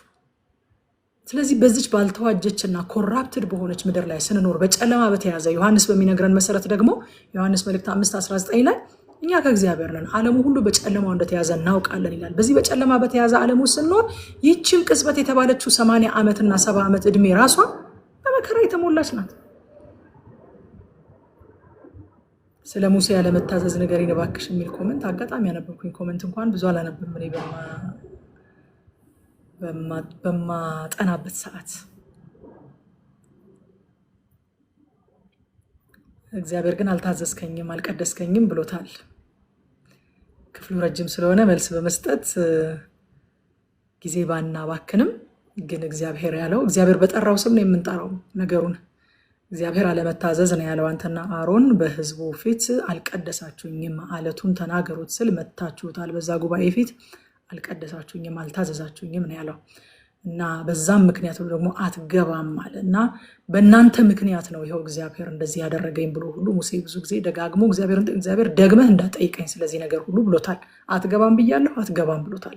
ምክንያቱም የሙሴ አለመታዘዝ እንደውም እንዲቀላል አለመታዘዝ እንዳይመስላችሁ አለቱ ኢየሱስ ክርስቶስ ነው። ያ በምድረ በዳ የነበረው አለት የዕብራውያን ጸሐፊ እንደሚነግረን የኢየሱስ ክርስቶስ ምሳሌ ነው እና ያ አለት ደግሞ የሚመታው አንድ ጊዜ ብቻ ነው። አንድ ጊዜ ነው መመታት ያለበት። ኢየሱስ የሚሰቀለው የሚዋረደው የሚገረፈው አንድ ጊዜ ብቻ ነው። ሙሴ ለሁለተኛ ጊዜ ተናገረው ሲባል እግዚአብሔር ዝም ብሎ ምታው ላለ ማለት አይደለም ተናገረው ያለው። እግዚአብሔር ጥላ እየሰራ ስለሆነ ምሳሌ እያስቀመጠ ስለሆነ የክርስቶስ ኢየሱስ ምሳሌ ስለሆነ አለቱ አንድ ጊዜ ብቻ ስለነበረ መመታት የነበረበት ለዛ ነው። አንድ ጊዜ ብቻ ነው የሚመታው። ከዛ በኋላ ግን ተናገሩት አለ። አያችሁ እኛ አሁን ኢየሱስ አንዴ ተመቶልናል። እኛስ ምን እያደረግን ነው? ጌታ እንደሆነ እየተናገርን ነው የምንድነው እንጂ ከዚህ በኋላ ደግሞ ኢየሱስ እየተሰቀለ አይደለም ሰዎችን የሚያድነው። የዛ ምሳሌ ነው። ያንን ምሳሌ ነው ያበላሸው። ትልቅ ዲዛይን ነው ያበላሸው። ተራ አለት አይደለም የመታው። ዝም ብሎ ድንገተኛ ብስጭት ምናምን ተፈጥሮ ተራ አለት አይደለም የመታው። ለዚህ ነው አትገባም ብሎ እግዚአብሔር የጨከነበት። ኢየሱስ አንዴ ብቻ ነው የሚሰቀለው። የእግዚአብሔር ልጅ ደግሞ አይሰቀልም። አንዴ ተሰቅሏል። አሁን እየተናገርን ነው። ምንድነው አለቱ አንዴ ተመቷል። ከዛ በኋላ እየተናገርን ነው ውሃ የሚፈልቀው። ሃሌሉያ። ወደ ክፍሉ ስንመለስ እድሜያችን ቶሎ ያልፋል አለ ሙሴ። ይሄ ቶሎ ያልፋል የሚለው ይጣደፋል ይላል የዕብራይስጡ ቃል። አይገርማችሁም? አይመስልንም እኮ አይደለም። በቃ አልመሻለ አልነጋለ ምናምን እንላለን እኮ በእድሜያችን ማታ ላይ ቆመን ስናየው ግን ወዳጆቼ ሁሉ ነገር ፈጥኖ ነው እዛ ጋር የሚደርሰው። እንዴት እንደደረሰ ሳናውቀው ማለት ነው። ሙሴ በእድሜው መጨረሻ ላይ እንዴት ይጣደፋል አለ። ያ ረጅም የመሰለኝ ዓመት ይፈጥናል ይጣደፋል አለ ለካ። ስለዚህ ቁጥር 12ን ይጸልያል። ከዛ በኋላ ይጣደፋል አለና ቁጥር 12ን ጸልያ ጥበብን የተሞላ ልብ ይኖረን ዘንድ እድሜያችንን መቁጠር አስተምረናል። እድሜያችንን መቁጠር አስተምረን። አዲስ ትርጉም እድሜያችን ምን ያህል አጭር እንደሆነ አስተምረን ይላል። ምን ያህል አጭር እንደሆነ እድሜያችንን መቁጠር አስተምረን ማለት አሁን ዛሬ 17 ዓመቴ ነው ነገ የሚቀጥለው ዓመት ደግሞ 18 ዓመቴ ነው ማለትን አስተምረን ሳይሆን ምን ያህል አጭር እንደሆነ አሳስበን አስታውሰን ኮንሽስ እንድንሆን አድርገን በዚህ ምድር ላይ ለዘላለም እንደማንኖር ኮንሽስ እንድንሆን እንድናስታውስ እርዳን። በአጭር ቃል ሙሴ ማለት የፈለገው ይሄንን ነው። ከዛ ከቁጥር 13 እስከ 17 ራራልን እግዚአብሔር ሆይ ይለዋል። ደግሞ በምህረት ደስ አሰኘን ሞገስህ ፍሬያማ ያድርገን ይላል። ስለዚህ መዝሙሩ የእግዚአብሔርን ዘላለማዊነትና የሰውን እድሜ አጭር መሆን አሳይቶ በቃ ተስፋችን ምህረት ነው ብሎ ምህረትን ጠይቆ ይዘጋል ማለት ነው። ምን እንማር ከዚህ ምዕራፍ? 4 ነጥቦች። የመጀመሪያ የዚህ ምድር ቆይታችን ረጅም እድሜ የሚባለው እንኳን ከዘላለም አንጻር ሲታይ ቅጽበት ነው። ስለዚህ ዘላለምን እያሰብን አንኖር። በዘላለም ኤክስፔንስ ሻይ አንጠጣ። በቃ ባጭር ቃል ሰው 40 እና 50 ዓመት የሚኖርበትን መኖሪያ ቤቱን ሽጦ ሻይ ቡና እንደማይል በዘላለም ኤክስፔንስ እዚች ሻይ ሰዓት ላይ አንባክን ወዳጆች። ሁለተኛ በዚህ በወደቀ ዓለም ስንኖር ችግርና መከራ በዚች በአጭር እድሜያችን የተካተቱ ነገሮች ናቸው። የወደቀ ዓለም ስለሆነ በጨለማ የተያዘ ዓለም ስለሆነ ጉድ ኒውስ ግን ይሄ ፍጻሜያችን አይደለም። በቀደምን ብለናል አይደለ? ፍጻሜያችን 40 አይደለም የኛ እሁድ ነው ብለናል። ሃሌሉያ። ሶስተኛ የሚያልፈውን ዘመናችንን የማያልፍ ነገር ላይ ኢንቨስት እናደርገው ወገኖቼ። ማለፉ አይቀር። ያን ሰው ታስታውስታላችሁ? የጌታውን ገንዘብ አባክኖ የተባረረው ሰው ምንድነው ያደረገው? ሊባረር ሲል ኦኬ አለ። አሁን ከዚህ በወጣ ለማረስ የሚሆን እውቀትም ጉልበትም የለኝም፣ ስለዚህ ምን እበላለሁ አለ። ጌታዬ ሳያባረረኝ በፊት ዘመዶችን ለራሴ ላደርጋል። ከዛ በኋላ ሰዎችን እየጠራ ምንድን ያደረገው? የጌታዬ ዕዳ ስንት አለብህ አሉት። 100 ጫን ስንዴ ሲል ና ቁጭ በልና ቶሎ ብለህ 50 ብለህ ጻፍ አለ። አንተ ስንት አለብህ? ይሄን አላለብኝ፣ ና ቁጭ በልና ግማሹን እንደዚህ ያህል ብለህ ጻፍ አለና እዳቸውን ተወላቸው። ለምን? ከጌታዬ ቤት በወጣሁ ጊዜ በቤታቸው እንዲቀበሉኝና እንዲያብሉኝ እንዲያስተናግዱኝ ብሎ ያ ልባም ባሪያ ያደረገውን ልባም አለው ጌታ ኢየሱስ ክርስቶስ። አይገርማችሁም? ለምን? ያችን የምታልፍ ጊዜውን ለረጅም ጊዜ የሚሆን ስንቅ ያዘባት እና ያ ልባም ባሪያ የሚቀበሉትን ሰዎች ለማበጀት ይህንን እንዳደረገ እናንተም በዚህ በሚጠፋው ገንዘብ በዚህ በሚያልፈው ጊዜ በዘላለም ቤቶች የሚቀበሏችሁን ግዙበት አለ ጌታ ኢየሱስ ክርስቶስ። እዛ ቦታ ላይ የሚናገረውን ይህንን ቃል መጽሐፍ ቅዱስ አስተማሪዎች ሲናገሩ ምን ይላሉ? በዘላለም ቤቶች የሚቀበሏችሁን ሰዎች አድኑበት ነው የሚለው ይላሉ። የወንጌል ስራ ላይ ኢንቨስት የምናደርገው ገንዘብ ይሄ የሚያልቀው ጊዜያችን፣ ገንዘባችን፣ ጉልበታችን ኢንቨስት ስናደርገው በእኛ ጉልበት ኢንቨስት ተደርጎ እኛ ጉልበታችንን ኢንቨስት አድርገን እኛ ገንዘባችንን ኢንቨስት አድርገን እኛ ጊዜያችንን ኢንቨስት አድርገን የዳኑት ሰዎች በዘላለም ቤት ዌልካም ይሉናል። ስንሄድ ዌልካም ቴንኪዩ፣ አንተ በሰጠኸው ገንዘብ፣ አንቺ በሰጠሽው ጊዜ፣ አንተ በሰጠኸው ጉልበት የተሰበከው ወንጌል ደርሶ ይድኛለሁ ብለው ይቀበሏችኋል። ቴንኪዩ ይሏችኋል። ወገኖቼ በሚያልፈው ነገር የማያልፍ ነገር እንስራ። ማለፉ አይቀርም ወዳጆቼ፣ ማለፉ አይቀርም። ይሄ እኮ ምንም ስብከት የሚያስፈልገው ነገር አይደለም። ትናንትና አብረውን የነበሩ ሰዎች ዛሬ አብረውን የሉም። ማለፉ አይቀርም። ግን በሚያልፈው ገንዘብ የማያልፍ ነገር እንግዛበት። በሚያልቀው ጊዜ የማያልቀው ጊዜ ላይ ዘላለም ላይ ኢንቨስት እናደርግበት። አራተኛ ተስፋችንን ከመቃብር ባሻገር እንመልከተው ወዳጆቼ። ሁሉን ነገር ከመቃብር ወዲህ እንቀበላለን ካልን ልባችን ይደክማል። ሁሉ ነገር ከመቃብር ወዲህ አይሞላም። ከመቃብር ባሻገር እንመልከት። የኛ መቃብር የኛ ፍጻሜያችን አይደለም። ሞት የኛ መሸጋገሪያችን ነው እንጂ ፍጻሜያችን አይደለም። አንድ ሰው እንዲህ አለ፣ ሞት ማለት ለክርስቲያን አለ እዚህ ጉድ ናይት ብሎ እዛ ጉድ ሞርኒንግ ብሎ የሚጀምርበት ነው አለ። ሃሌሉያ! በእግዚአብሔር ሕልውና ውስጥ በእግዚአብሔር ክብር ውስጥ ጉድ ሞርኒንግ ብሎ የሚጀምርበት ነው። እዚህ ጉድ ናይት ብሎ ጨርሶ እንጂ ፍጻሜያችን አይደለም፣ መደምደሚያችን አይደለም። እግዚአብሔር ወይ እዝቹ ስጠኝ፣ በቃ ሽልማቴንም እዝቹ ክብሩንም እዝቹ ብለን ከእግዚአብሔር ጋር የምንፎካከርበት አይደለም ህይወታችን። አንድ ጊዜ ፓስተር ተስፋዬ ጋቢሶ ምን አለ መሰላችሁ? በዚህ ዘመን ያሉ አገልጋዮች ያሳዝኑኛል አለ። ለምን ሲባል ሽልማታቸውን እዚሁ እንዳይጨርሱ ትፈራለሁኛል። ሽልማታችንን እዚሁ ጨርሰው ነው ከሄድን ወዳጆቼ ምን ዋጋ አለው? ምን ዋጋ አለ? በእሳት እንደሚተርፍ መትረፍ። ከሞት እንድናለን። በነጭ ዙፋን ፊት አንቀርብም፣ በፍርድ ወንበር ፊት አንቆምም። በክርስቶስ የፍርድ ወንበር ፊት ነው የምንቆመው። ነገር ግን በእሳት እንደሚተርፍ ለጥቂት፣ ይሄ ድሮ ትምህርት ቤት ተንጠልጥላ አለፈች የሚባል ታውቃላችሁ። መዳናችን እንደዛ ሊሆን አይገባም። ተንጠልጥዬ ማለፍ አልፈልግም። በአክሊል መኖር እፈልጋለሁኝ በዘላለም ውስጥ ስኖር። ስለዚህ ከመቃብር ባሻገር እንመልከተው ተስፋችንን። መዝሙር 91 አቤት ዛሬ አዳር ነው መሰለኝ ባይብል ስተዲው። መዝሙር 91 እንግዲህ በጣም ተወዳጁ አይደለ? አዲስ ኪዳን በሉት። ብሉይ ኪዳንን አንወድም፣ ብሉይ ኪዳንን አንሰብክም፣ የምን ብሉይ ኪዳን ነው? ብሉይ ኪዳን ማለት ሕግ ነው የሚሉ ሰዎች ራሱ ይችን በቃ እንደ አዲስ ኪዳን ነው ወስደው የሚያስተምሯት እና ያው መርጦ ነው። በነገራችን ላይ ብሉይ ኪዳንን አንወድ የሚሉ ሰዎች መርጠው ግን ይወዳሉ። እንደዚች አይነቷን ይወዷታል እንደ ብፌ። ግን የእግዚአብሔር ቃል ብፌ አይደለም። የእግዚአብሔር ቃል የተመጣጠነ ምግብ ነው። እያንዳንዱ የሚሰጠው ልዩ ልዩ ጠቀሜታ አለው። ሐዋርያው ጳውሎስ መርጬ ነገርኳችሁ አላለም። የኤፌሶንን ቤተክርስቲያን ሽማግሌዎች መጨረሻ ላይ ሲሰናበታችሁ የእግዚአብሔርን ምክር ሁሉ the whole counseling of God ነግሬያችኋል፣ ምንም ያስቀረውባቸው ነገር የለም ነው ያለው። እና መዝሙር 91 ብቻ መርጠን አንሰማም። እኛ መርጠን ሳይሆን ሁሉንም ምክሩን ሁሉ እንሰማዋለን። እና መዝሙር 91 የልዑል መጠጊያ ነው። እንግዲህ ታውቁታላችሁ። መዝሙሩን ሙሴ እንደጻፈው ይታመናል። የአምላክ ጥላ ወይንም ምሽግ ምን እንደሚመስል የምናይበት ነው። የአምላክ መሸሸጊያ በቃ አይደለ? መዝሙር 91 እኮ በልዑል መጠጊያ የሚኖር ሁሉም በሚችል አምላክ ጥላ ውስጥ ያድራል። ይሄ የአምላክ ጥላ የሚለው የአምላክ መሸሸጊያ የሚል ቃል አለው እና የአምላክ መሸሸጊያ የሚሆነው ግን ለሚኖር ነው እንጂ ወጣ ገባ ለሚል አይደለም ወዳጆች። ምንድነው የሚለው ክፍሉ?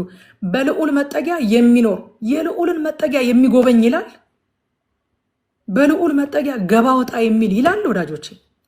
ትኩረታችንን ኪዳኖቹ ላይ ብቻ የተገባው የተስፋ ቃል ላይ ብቻ እናደርጋለን። እስኪ ዛሬ እኔ አሁን እንደውም ብዙ ጊዜ የተሰበክናቸው ላይ ብዙ ጊዜ ትኩረት ያደረግንባቸው ላይ አይደለም ትኩረት የማደርገው፣ ያላየናቸውን እንያቸው። ለምንድነው መዝሙር 91 በህይወታችን ላይ እውነት ያልሆነው? በጣም ደስ ይላል እኮ። ለምንድነው ተስፋው በህይወታችን ላይ ያልተፈጸመው? ግን ነዋሪዎች ስላልሆንን ነዋ። ተስፋው የተገባው ለሚኖሩ ነዋ፣ ድዌል ለሚያደርጉ ነዋ። ተስፋው የተገባው ገባ ወጣ ለሚሉ ለቪዚተሮች አይደለም ተስፋው የተገባው። ስለዚህ ተስፋውን ደጋግመን ብናነባው ግን ለምን እንዳልተፈጸመ ካልጠየቀን ምን ትርጉም አለው? በልዑል መጠጊያ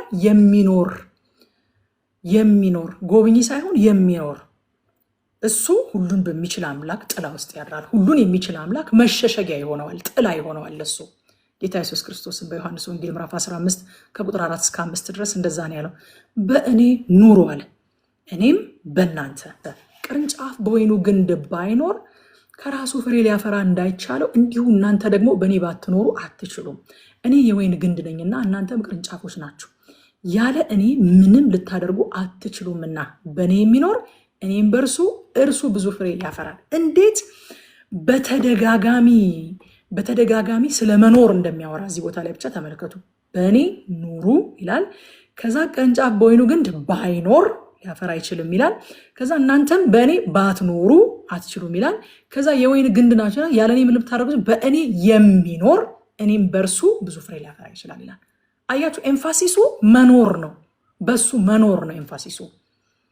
እኔን የሚጎበኝ ሳይሆን በእኔ የሚኖር ነው ጌታም የሚለን ማለት ኑሩ። ይሄ አባይድ አድርጎ የሚለው የግሪኩ ቃል መቆየት፣ መቀጠል፣ የስፍራ ብቻ ሳይሆን የግንኙነትንም የሪሌሽንሽፕንም ሁኔታ አብሮነትን ነው የሚያወራው። ቁርኝትን ጭምር ነው የሚያወራው። ዝም ብሎ ፊዚካሊ አንድ ስፍራ ላይ መቀመጥን አይደለም። ይሄ አባይድ ማድረግ የሚለው ካያችሁት ክፍሉ ራሱ የሚናገረው ቅርንጫፍ በወይኑ ግንድ ባይኖር ማለት ቅርንጫፍና የወይን ግንድ ጎን ለጎን ቢቀመጡ ማለት አይደለም።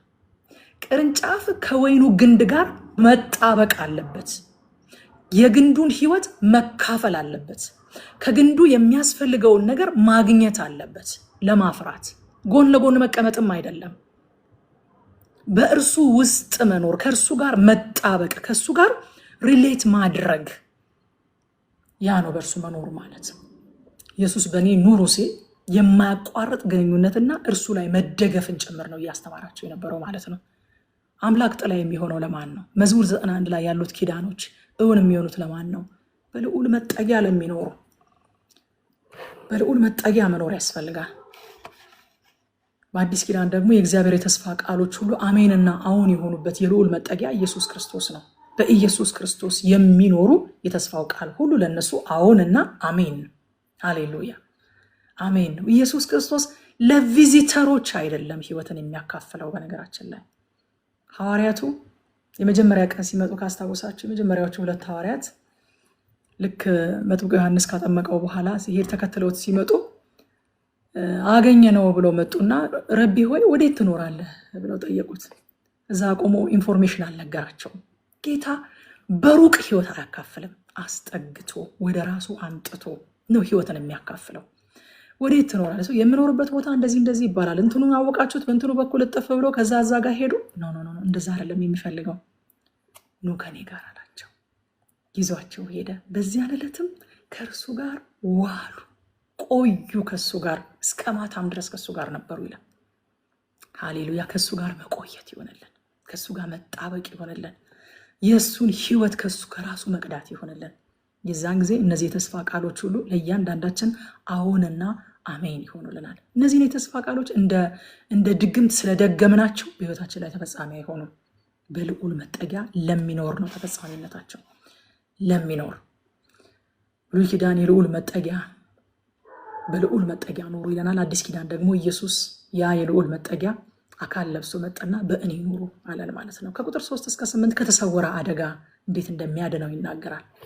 የተሰወሩ አደጋዎችን ነው ከ3 እስከ 8 የሚዘረዘረው። እግዚአብሔር ከተሰወረ ወጥመድ ወይም ከማይታይ ችግር ያድነናል። ወዳጆቼ እኛ የምንጸልየውም የምናመሰግነውም ስለምናያቸው ነገሮች ብቻ ነው።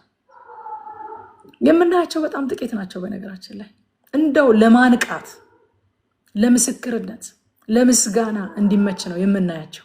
ሳናያቸው እግዚአብሔር እኛን ያስጣለን በጣም ብዙ ነው እና ኮንሽስ ሆኖ ሙሴ ከተሰወረ ነገር እግዚአብሔር ያድነኛል ብሎ ይናገራል።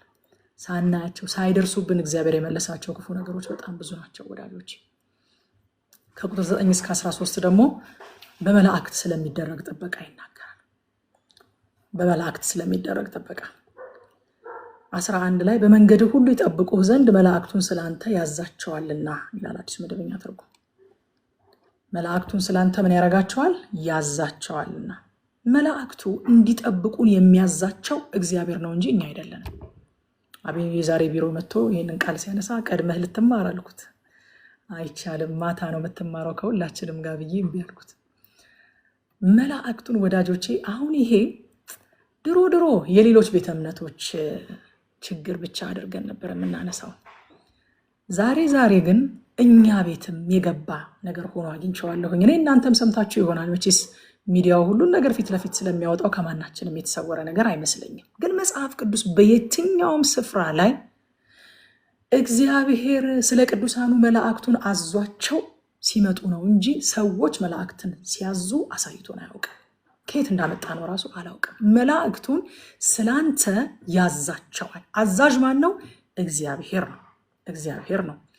ዛሬም መላእክት እኛን ያገለግሉናል። የዕብራውያን ጸሐፊ ዕብራውያን ምዕራፍ 1 ቁጥር 14 ላይ ከቶ ለማን ብለዋል? ሁሉ መዳንን ይወርሱ ዘንድ ስላላቸው ለማገዝ የሚላኩ መዳንን የሚወርሱትን እኔና እናንተን ለማገዝ የሚላኩ የሚያገለግሉ መናፍስት አይደሉምን ብሎ ስለ መላእክት ይናገራል። መላእክት ዛሬም እኛን መዳን እንድንወርስ ሩጫችንን እንድንፈጽም ያግዙናል። ግን ማን እየላካቸው? እግዚአብሔር እየላካቸው። እኛ እየላክናቸው አይደለም። በእግዚአብሔር እንጂ በሰው አይላኩም። ከነስማቸውም የእግዚአብሔር መላእክት ናቸው፣ የእኛ መላእክት አይደሉም። የእኔ መልአክ የሚባል የለም፣ የእግዚአብሔር መላእክት ናቸው ከነስማቸው። እኔ ይሄ ነገር የደረሰበት ጽንፍ አንድ ጊዜ እንዴት እንደደነገጥኩ ልነግራችሁ አልችልም። አንዲት እህት በጣም መንፈሳዊነት የሚታይባት እህት ናት። በቃ በጣም ልነግራችሁ አልችልም። እንደው ሌላ ወሬ እንኳን ሌላ ጨዋታ እንኳን የሌላት እህት ናት እና በድንገት ተነስታ አንድ ቀን ከራሷን መልአክ አልፋለች። በነገራችን ላይ በዚህ ሳምንት አለችኝ የቡሽሪን መላእክት ነው የምጠቀመው አለች። ላስት ዊክ የእንትናን መልአክ ነበረ እያዘዝኩት የነበረው፣ በዚህ ሳምንት ደግሞ የቡሽሪን መልአክ የምጠቀመው አለች። እንዴት እንደደነገጥኩኝ ልነግራችሁ አልችልም። ጭራሽ መልአክ መቀማማትም ጀምረናል አልኳት እና መላእክትኛን በመጠበቃቸው እንደውም አንድ ወዳጅ ይሆናለኝ ምንቴ ከዚህ ከዴንቨር የሚገባው ወንድሜ ምን አለኝ፣ ይህን ጋር እንዲት እህት እንደዚህ ያለችኝ ስለ እንዴ በቃ ታዲያ መልአክ እኔን መጠበቁን ትቶ እኔ አሁን የራሴን መልአክ ልጠብቅ ነው አለ። በቃ መልአኬ እንዳይወሰድብኝ ደግሞ አንዱ መልአኬን እንዳይቀማኝ መልአክ መዘራረፍም ጀመረናል እንዴ፣ በይ ነቅተን መልአካችንን እንጠብቅ ብሎ ቀለደ እንደውም እሱና። ወዳጆቼ ከራሳችን ሁሉ አልፈን በዚህ ሳምንት የእንትናን መልአክ ነው። ይሄ እንግዲህ በወንጌል አማኞች ቤተክርስቲያን ውስጥ እየተሰማ ያለ ጉድ ነው። እግዚአብሔር ምሕረት ያርገልን። ከቃሉ እየራቅን በመጣን ቁጥር ከማንም የተሻለን ከማንም የተስተካከለ ልንሆን አንችልም። መጀመሪያም ካስተማሩን ይልቅ ጠቢባን ያደረገን፣ ከሽማግሌዎች እኩል ያደረገን፣ ከታላላቆች ከጠቢባን ጋር በተርታ ያስቀመጠን የእግዚአብሔር ቃል ነው። የእግዚአብሔርን ቃል ከጣልን ምንም እንደዚህ የማንልበት ምክንያት የለም። እንዲሁ አንድ ወንጌል አማኝ እርዱኝ እረዳችኋለሁ ተብሏል አለኝ አንድ ጊዜ።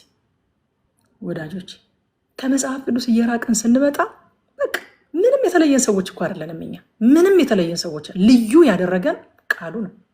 ትናንትና ከዶክተር ማሙሻ ጋር ከትናንት ወዲያ ሰፋ ያለ ቆይታ ነበረኝና የመጽሐፉ ህዝብ መሆን እኮ በጣም የሚያስመካ ነው። መጽሐፍ ያለው ህዝብ መሆን እያለኝ ነበረ እና ሙሴ ራሱ እስራኤልን እንዳንተ አይነት ምስጉን ህዝብ የለም እኮ ሲላቸው እንዴ እንዳንተ ያለ መጽሐፍ ያለው ህዝብ የለም እኮ ብሎ በቃ እንደ ትምክህት ያነሰዋል። ወዳጆቼ እንደኛ ያለ መጽሐፍ ያለው አምላኩ የሚወደውን የሚጠላውን ስለኛ ያለውን ዓላማ ስለኛ ያለውን እቅድ ጽፎ በመጽሐፍ ያስቀመጠለት አትሞ ያስተላለፈለት መጽሐፍ ያለው እንደኛ ያለ የታደለ ህዝብ ማን ነው?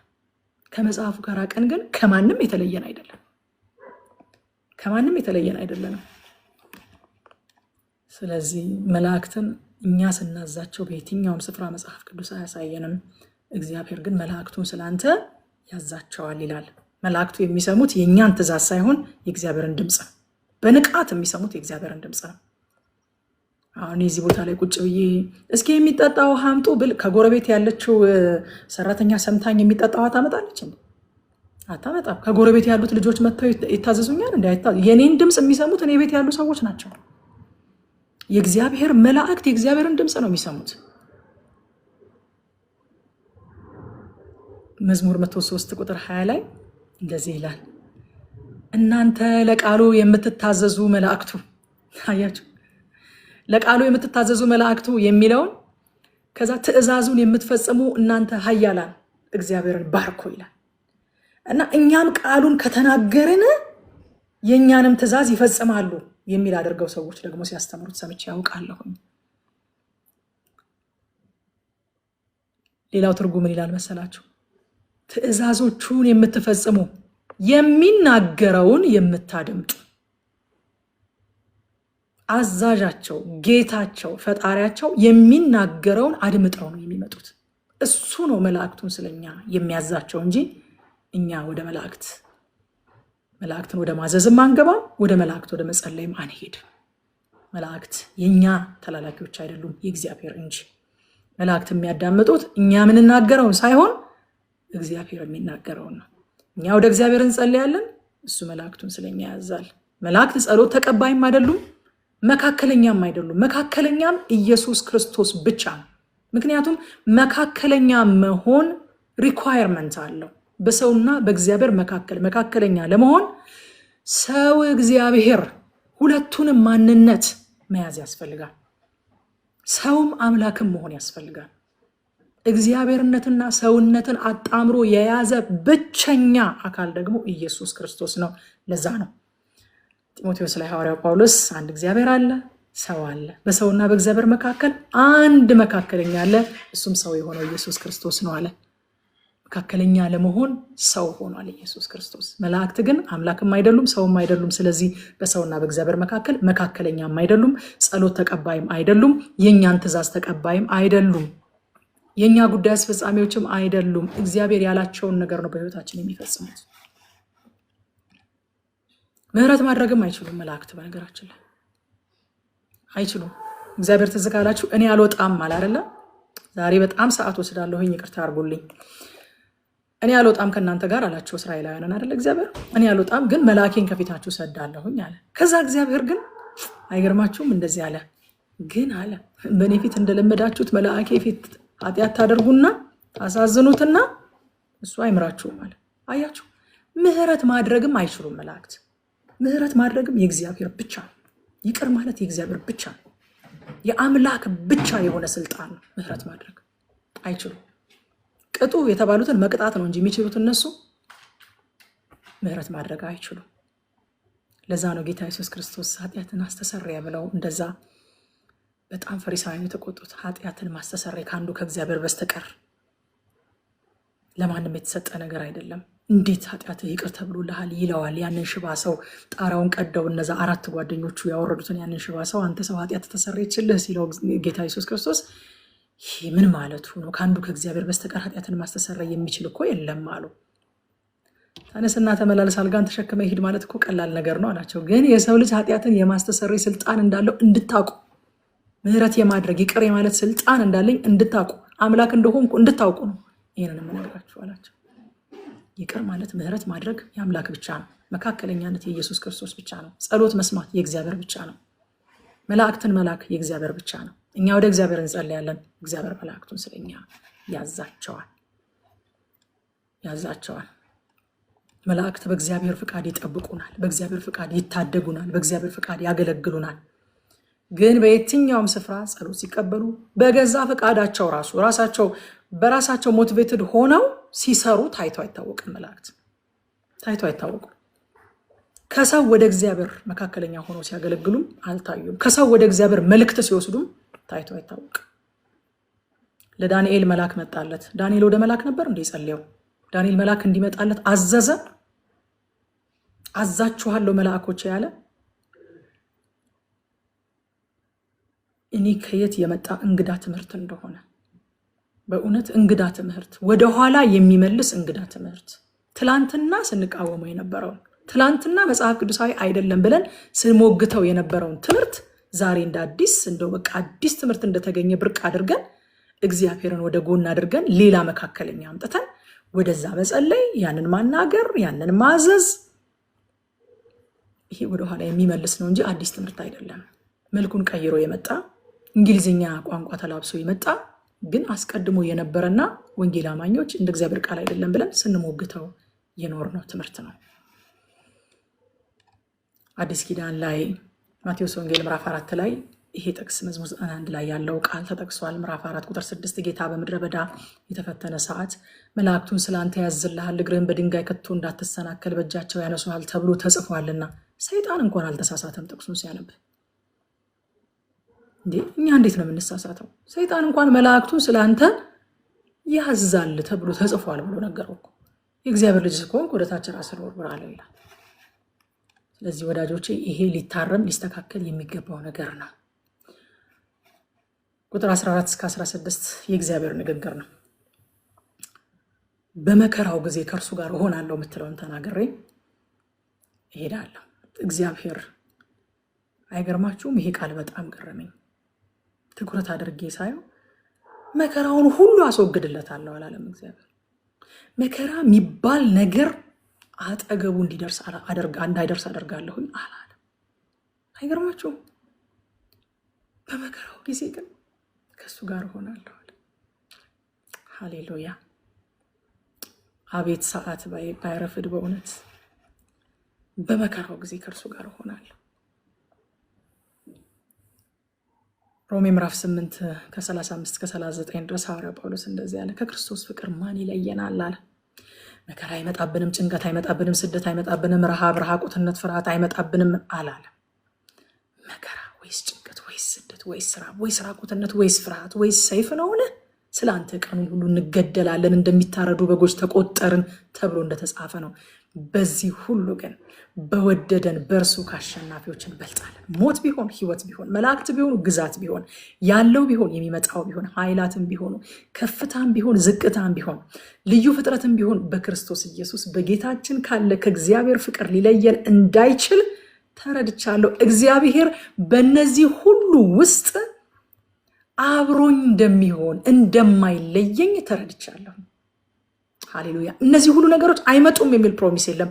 እነዚህ ሁሉ ነገሮች ቢመጡ ግን እግዚአብሔር በእነዚህ ሁሉ ውስጥ አብሮኝ እንደሚሆን፣ ከዛ ፍቅር ሊለየኝ የሚችል ነገር እንደሌለ ተረድቻለሁኝ።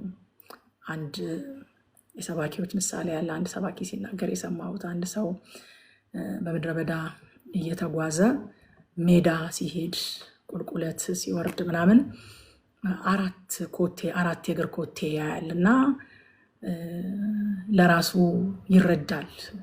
እግዚአብሔር እንደ ምሳሌ ነው ነገሩ፣ እውነተኛ ነገር ሳይሆን እንደ ምሳሌ ነው እና ያስረዳኛል አለ። እግዚአብሔር ያስረዳኛል አለ እና ሁለቱ ኮቴ ያንተ ነው፣ ሁለቱ ኮቴ ደግሞ የኔ ነው። በዚህ ምድረ በዳ ከአንተ ጋር አብሬ እየተጓዝኩ ነው ብሎ እግዚአብሔር አስረዳዋል። እና ከዛ በኋላ ልክ የሆነ ዳገት መውጣት ሲጀምር በጣም አድካሚና ፈታኝ ነበር ዳገቱ እና ሁለት ኮቴ ብቻ ቀረ። ከዛ ዳገቱን ወጣና እግዚአብሔር በጣም ትገርማለህ አለ። ሜዳውን ሲሆን አብረኝ ትሄዳለህ፣ ቁልቁለቱን ሲሆን አብረኝ ትሄዳለህ። ይኸው ዳገቱ ላይ ስወጣ ግን ሁለት ኮቴ ብቻ ቀረ፣ አብረኝ አልመጣም፣ ብቻዬን ተውከኝ ሲለው፣ አይ እንደሱ እኮ አይደለም አለው። ዳገቱ ላይ አንተ ደክሞ ስለነበረ እኔ ተሸክሜ ሁለቱ የኔ ኮቴ ብቻ ነበር አለ።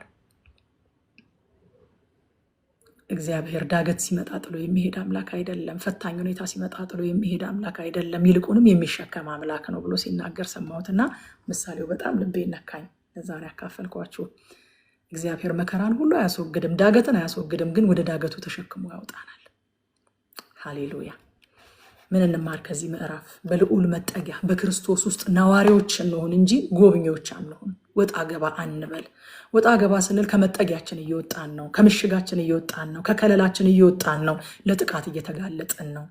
ወጣ ገባ እያለን ለሚገጥመን ጥቃት እግዚአብሔርን ብሌም ማድረግ አንችልም። ድዌል እናድርግ፣ አባይድ እናድርግ፣ እንጣበቅ ከሱ ጋር ሪሌት እናድርግ ከሱ ጋር። በልዑል መጠጊያ እንኖር። ሁለተኛ እግዚአብሔር ከሚታየው ወይም ከሚታወቀው ብቻ ሳይሆን ከማይታየውም እንደሚያድነን አምነን እስኪ ጊዜ ወስደን እናመስግነው። ጊዜ ወስደን እናመስግነው። ጌታ ሆይ ካላየኋቸው አደጋዎች ጠብቀኸኛል። ያላየኋቸው ሞቶች አልፈውኛል። ያላየሁት በሽታ በአየር ላይ እያለፈው የነበረ ኤርቦርን የሆነ በሽታ አልፎኝ ሄዷል ከአንተ የተነሳ ብለን እግዚአብሔርን እናመስግነው። ሶስተኛ የሰማይን ስርዓት እናክብር ወዳጆቼ። የሰማይ ስርዓት እንደ ምድር ስርዓት ማኒፑሌት አይደረግም።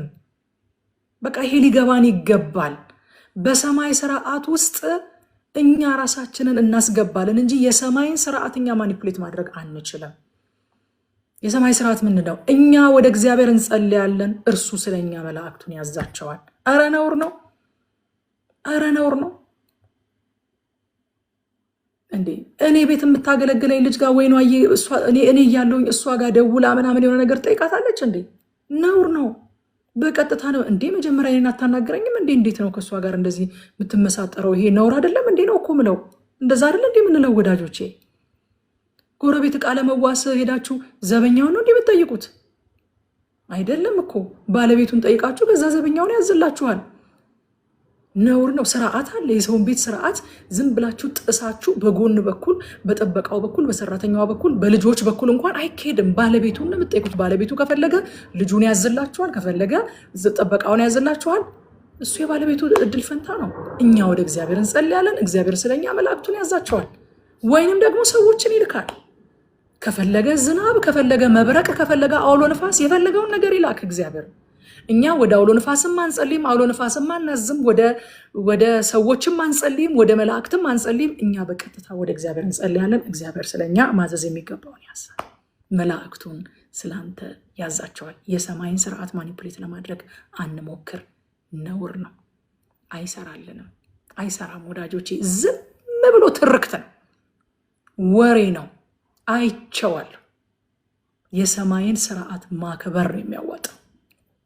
ሲስተሙ ኮራፕትድ አይደለም። እንደኛ እንደ ምድር ሲስተም ማኒፕሌት አይደረግም። የነካችሁት በተን ነው የሚከፈተው በሰማይ። ሶስተኛ ምን እንማር? ከመከራ ከመውጣት በላይ በመከራችን ጊዜ አብሮን ላለው አምላክ እስኪ ዋጋ እንስጥ፣ ቫሊዩ እናደርገው። እስኪ ወዳጆቼ ቫሊዩ እናደርገው። በመከራው ጊዜ አብሬው እሆናለሁ ያለ ሃሌሉያ። እሱ ጥቅስ አልገረማችሁም? በመከራው ጊዜ ጥዬው አልሄድም አለ።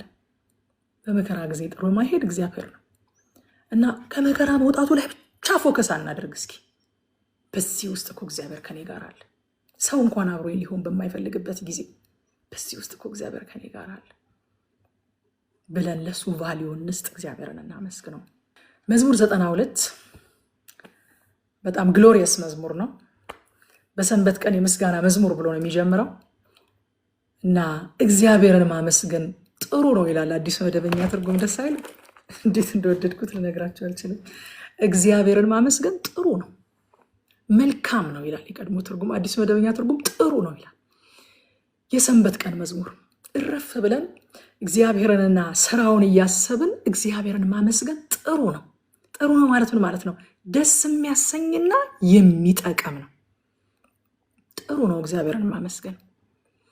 ከዛ ቁጥር 2 ላይ ምህረትህን በማለዳ ታማኝነትህን በሌሊት ማወጅ መልካም ነው ይላል አዲሱ መደበኛ ትርጉም። እኔ እንዴት አድርጌ ልለፋቸው?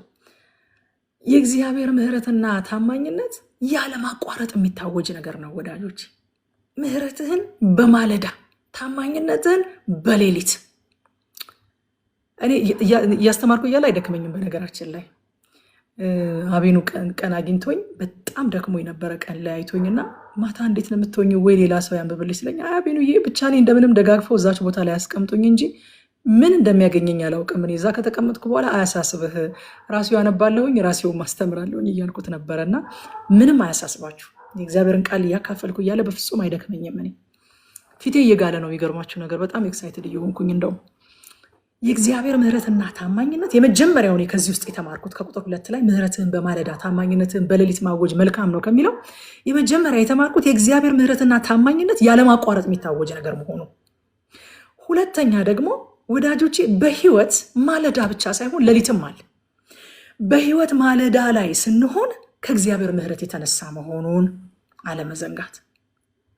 በህይወት ሌሊት ላይ ስንሆን ደግሞ የእግዚአብሔርን ታማኝነት ማሰብና በዛ ላይ መደገፍ መልካም ነው። አይገርማችሁም? ለማለዳ ምህረቱን አስቡ አለ። የህይወት ማለዳ ላይ ስትሆኑ፣ የህይወት ከፍታ ላይ ስትሆኑ ከእግዚአብሔር ምህረት የተነሳ እኮ ነው።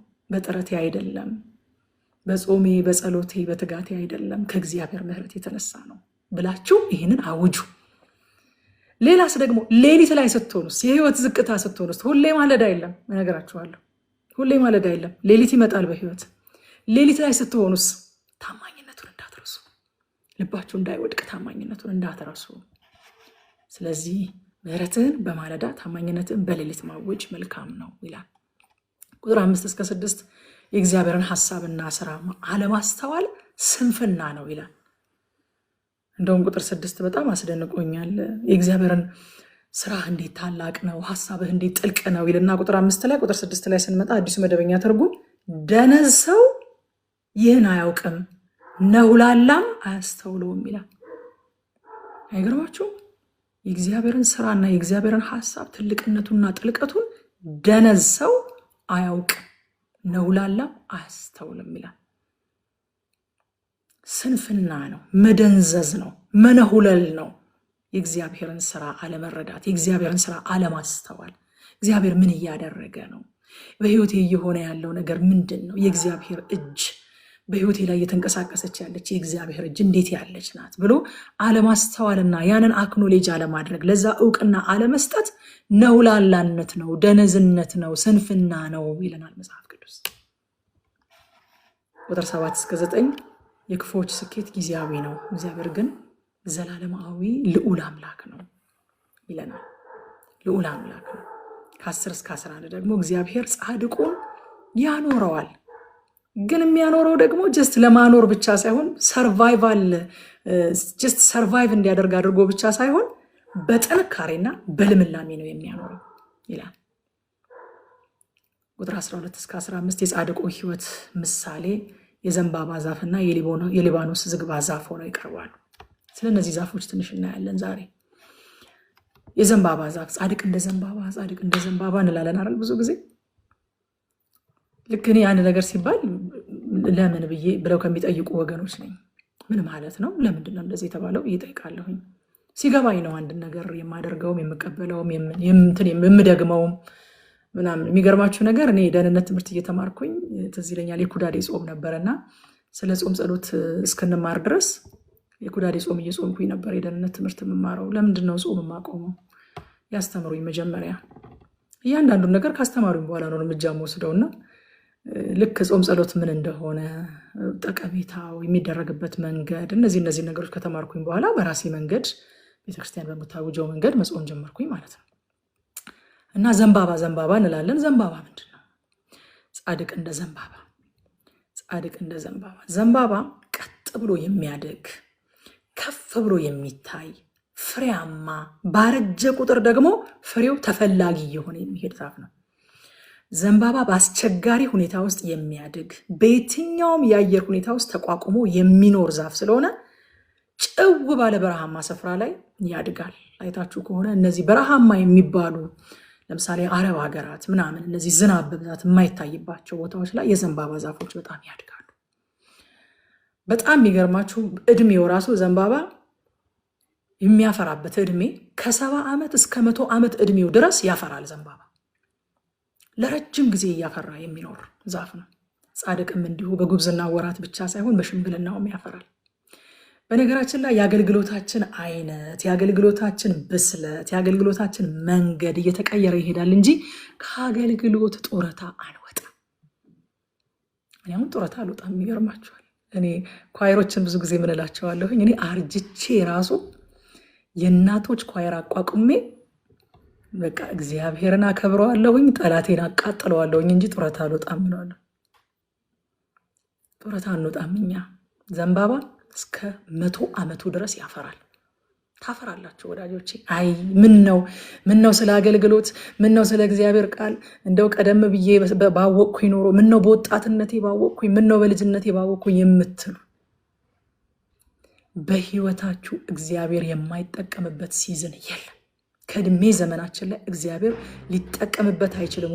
ይችኛዋ አርጅታለች በቃች አጠቅመኝም የሚልበት የእድሜ ሲዝን የለም።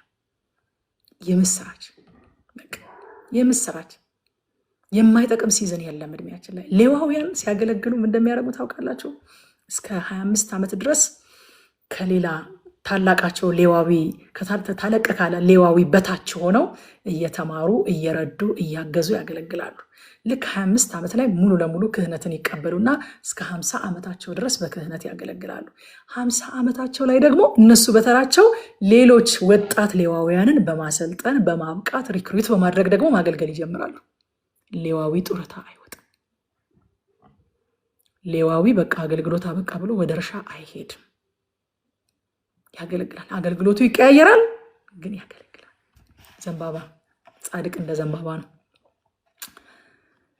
ሃሌሉያ። ቁጥር 14 ላይ ወረድ ብላችሁ ስታዩት ያን ጊዜ ይላል በለመለመ ሽምግልና ያፈራሉ። በሽምግልና የምታፈሩት በእግዚአብሔር ቤት ብቻ ነው። በለመለመ ሽምግልና ያፈራሉ፣ ደስተኞች ሆነው ይኖራሉ። ዓለም ወዳጆቼ ስትሸመግሉ አውጥታ ነው የምጥላችሁ። ጡረታ ትልና አውጥታ ትጥላችኋለች። ከሲስተም ውስጥ አስወግዳችኋለች። ብርቱ ሰዎች ከሚፈለጉበት ያኔ እንደዛ እንዳልተፈለጋችሁ፣ እንደዛ እንዳልተወደዳችሁ፣ እንደዛ ሁሉ ቦታ እንዳልተጠራችሁ ከሲስተም እየወጣችሁ የምትፈለጉበት መጠን እየቀነሰ ወደ እናንተ የሚመጡ ጥሪዎች፣ የሚደወሉላችሁ ስልኮች እየቀነሱ እየደበሰሱ እትዬ እንትና ግን የትገባች ወይኔ እንትና የሚባለው ሰውዬ ግን የደረሰ ይባላል። እግዚአብሔር ዘንድ ግን እንደዛ አይደለም። በለመለመ ሽምግልና ያፈራሉ፣ ደስተኞች ሆነው ይኖራሉ። ደስተኞች ለምን? አይድል ስለማይሆኑ፣ ፐርፐዝ የሌላቸው ስለማይሆኑ ደስተኞች ሆነው ይኖራሉ። በእያንዳንዱ ሲዝን እግዚአብሔር ፐርፐዝ ስለሚሰጣቸው ደስተኞች ሆነው ይኖራሉ። ሃሌሉያ። ዘንባባ በጣም የሚገርማችሁ ነገር በቃ ስለ ዘንባባ ማጥናት ጀመርኩኝ። ይህንን ክፍል ሳጠና በጣም ጉግል እያደረግኩኝ የማይጠቅም ፓርት የለውም። ታውቃላችሁ፣ የማይጠቅም ፓርት የለውም። እያንዳንዱ ፓርቱ ጥቅም ላይ ይውላል። የዘንባባ ጻድቅም እንዲሆነ የማይጠቅም ክፍል የለንም። በተገኘንበት ስፍራ ሁሉ እንጠቅማለን። ዘንባባ ከባድ አውሎ ነፋስ በመጣ ጊዜ ምን እንደሚያደርግ ታውቃላችሁ? አይሰበርም። ፍሌክሰብል ነው። ተለጥጦ መሬት ነክቶ አውሎ ነፋሱ ካለፈ በኋላ ተነስቶ ይቆማል። ፍሌክሰብል ነው ዘንባባ። ጻድቅም ይፈተናል እንጂ ተሰብሮ አይቀርም። ከዛ ደግሞ በሊባኖስ ዝግባ ዘንባባን ልተወው በቃ በዚሁ እንደው ባጭሩ። በሊባኖስ ዝግባ ደግሞ ይመስለናል። የሊባኖስ ዝግባ የጥንካሬ፣ የጽናት፣ የውበት፣ የግርማ መገለጫ ነው። በጥንት ዘመን የሊባኖስ ዝግባ በጣም ታዋቂ ዛፍ ነበረ። መጽሐፍ ቅዱስም ላይ እንደምታውቁት በጣም ብዙ ጊዜ ተጠቅሷል።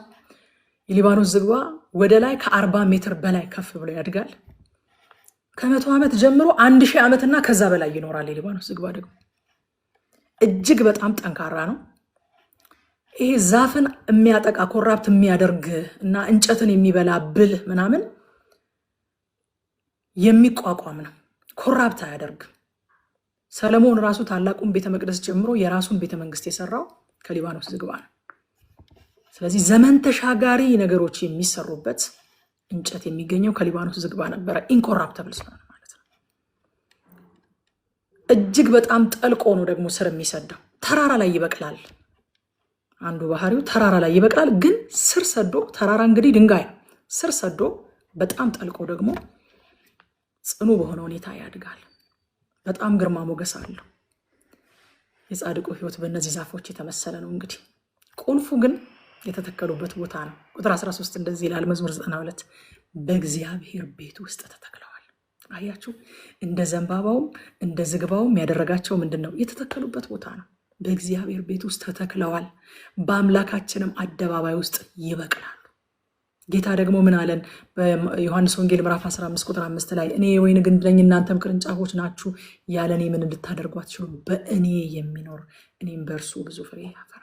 በክርስቶስ ተተክለው የጸደቁ የጽድቅ ዛፎች እንደ ዘንባባና እንደ ሊባኖስ ዝግባ ናቸው። ወዳጆች፣ መጽሐፍ ቅዱስ በተለያየ ስፍራ የጽድቅ ዛፎች ብሎ ይጠራናል። እናንተ እግዚአብሔር የተከላቸው ኢሳይያስ 61:3 ላይ እንደውም እግዚአብሔር ለክብሩ የተከላቸው የጽድቅ ዛፎች እንዲባሉ ይላል። እግዚአብሔር ለክብሩ የተከለን የጽድቅ ዛፎች ነን እኛ። ለዛ ነው የጽድቅ ፍሬ የሚጠበቅብን በእግዚአብሔር ቤት እንደሚል መዝሙር 92 በክርስቶስ ውስጥ የተተከለን እኛ እንደ ዘንባባ እናፈራለን፣ እንደ ሊባኖስ ዝግባ ጸንተን እንኖራለን። ሃሌሉያ። ጠንካራ፣ ጠቃሚ፣ መከራ የማያጠፋው ስር የሰደደ ረጅም ዘመን የሚያፈራ የማይበከል ህይወት ተሰጥቶናል። ለምን ከተባለ በክርስቶስ ውስጥ ተተክለናል። ሃሌሉያ። ምን እንማር ከዚህ ምዕራፍ? አንደኛ እግዚአብሔርን ማመስገን የዕለት ተዕለት ተግባራችን ይሁን። በየትኛውም ሁኔታ በጠዋታችንም በሌሊታችንም ምህረትንና ታማኝነቱን እናውጅ። ሁለተኛ በእድሜያችን ዘመን የማናፈራበትና የማንጠቅምበት ምዕራፍ የለም። በቃ ዛሬ አንድ ውሸት ተገለበጠ ማለት ነው። እዚህ ውስጥ ያላችሁ እግዚአብሔር ረጅምን ዕድሜ ሰጥቷችሁ ብዙ ዘመን የኖራችሁ ሰዎች፣ አይ ምነው ወጣት እያለሁኝ ይሄ ሁሉ ነገር በገባኝ የምትሉ ሰዎች፣ ይሄ ለዓለም ነው የሚባለው። በእግዚአብሔር ቤት እንደዚህ አይባልም። በእያንዳንዱ ሲዝናችን እግዚአብሔር የሚሰራው የሚያደርገው ነገር አለ። ሃሌሉያ። በእኔ ሁኔታ አለ ሐዋርያው ጳውሎስ። በእኔ ሁኔታ ማለት ምን ማለት እንደሆነ ታውቃላችሁ? በእኔው እውቀት፣ በእኔው ኤክስፒሪየንስ፣ በእኔው ኮልታፋም ከሆንኩኝ በእኔው ኮልታፋነት፣ በእኔው የትምህርት ደረጃ፣ በእኔው ዕድሜ፣ በእኔው ጾታ፣ በእኔው አካላዊ ሁኔታ፣ በዚሁ በእኔው ያውቀኛል። በእኔ ሁኔታ ልጁን ለመግለጥ በወደደ ጊዜ አለ ከስጋና ከደም ጋር አልተማከርኩም ማለት ኢንክሉዲንግ ሂምሰልፍ ማለት ነው። የራሱ ስጋ። ከራሳችሁ ስጋ ጋር ራሱ አትማከሩ። ስጋችሁ አርጅቻለሁ፣ ደክሜያለሁ፣ ታምሜያለሁ፣ ደብሮኛል፣ እኔ ብዙም እንትን አይደለሁም ምናምን ሊላችሁ ይችላል። አትማከሩ። ሐዋርያ ጳውሎስ እንግዲህ እሱ በእኔ ሁኔታ እገለጣለሁ ካለ፣ በእኔ ሁኔታ ልጁን እገልጣለሁ ካለ እኔ ምን አደርጋለሁ? ከስጋና ከደም ጋር አልማከርም። ምክንያቱም ስጋና ደም ሁኔታዬን ያሳየኛል፣ አለመቻሌን ያሳየኛል። ረፍዷል ይለኛል፣ እድሜሽ ገፍቷል ይለኛል፣ ሴት ነሽ ይለኛል፣ ጥቁር ነህ ይልሃል፣ ኢትዮጵያዊ ነህ ይልሃል፣ አበሻ መካከል አትችልም ይልሃል፣ ፖለቲክሱን ያሳይሃል። ይህን ሁሉ የሚያውቅ አምላክ በእኔ ሁኔታ ልጁን ለመግለጥ ከወደደ ከስጋና ከደም ጋር አልማከርም። በእድሜያችን ዘመን በየትኛውም ሁኔታ ብንሆን፣ በየትኛውም ጾታ፣ በየትኛውም ብሔር፣ በየትኛውም ክልል፣ በየትኛውም ሁኔታ ውስጥ፣ በየትኛውም የትምህርት ደረጃ፣ በየትኛውም የንግግር ችሎታ፣ በየትኛውም ታለንት፣ በየትኛውም አይነት ሁኔታ ላይ ብንሆን የማንጠቅምበት ምዕራፍ የለም።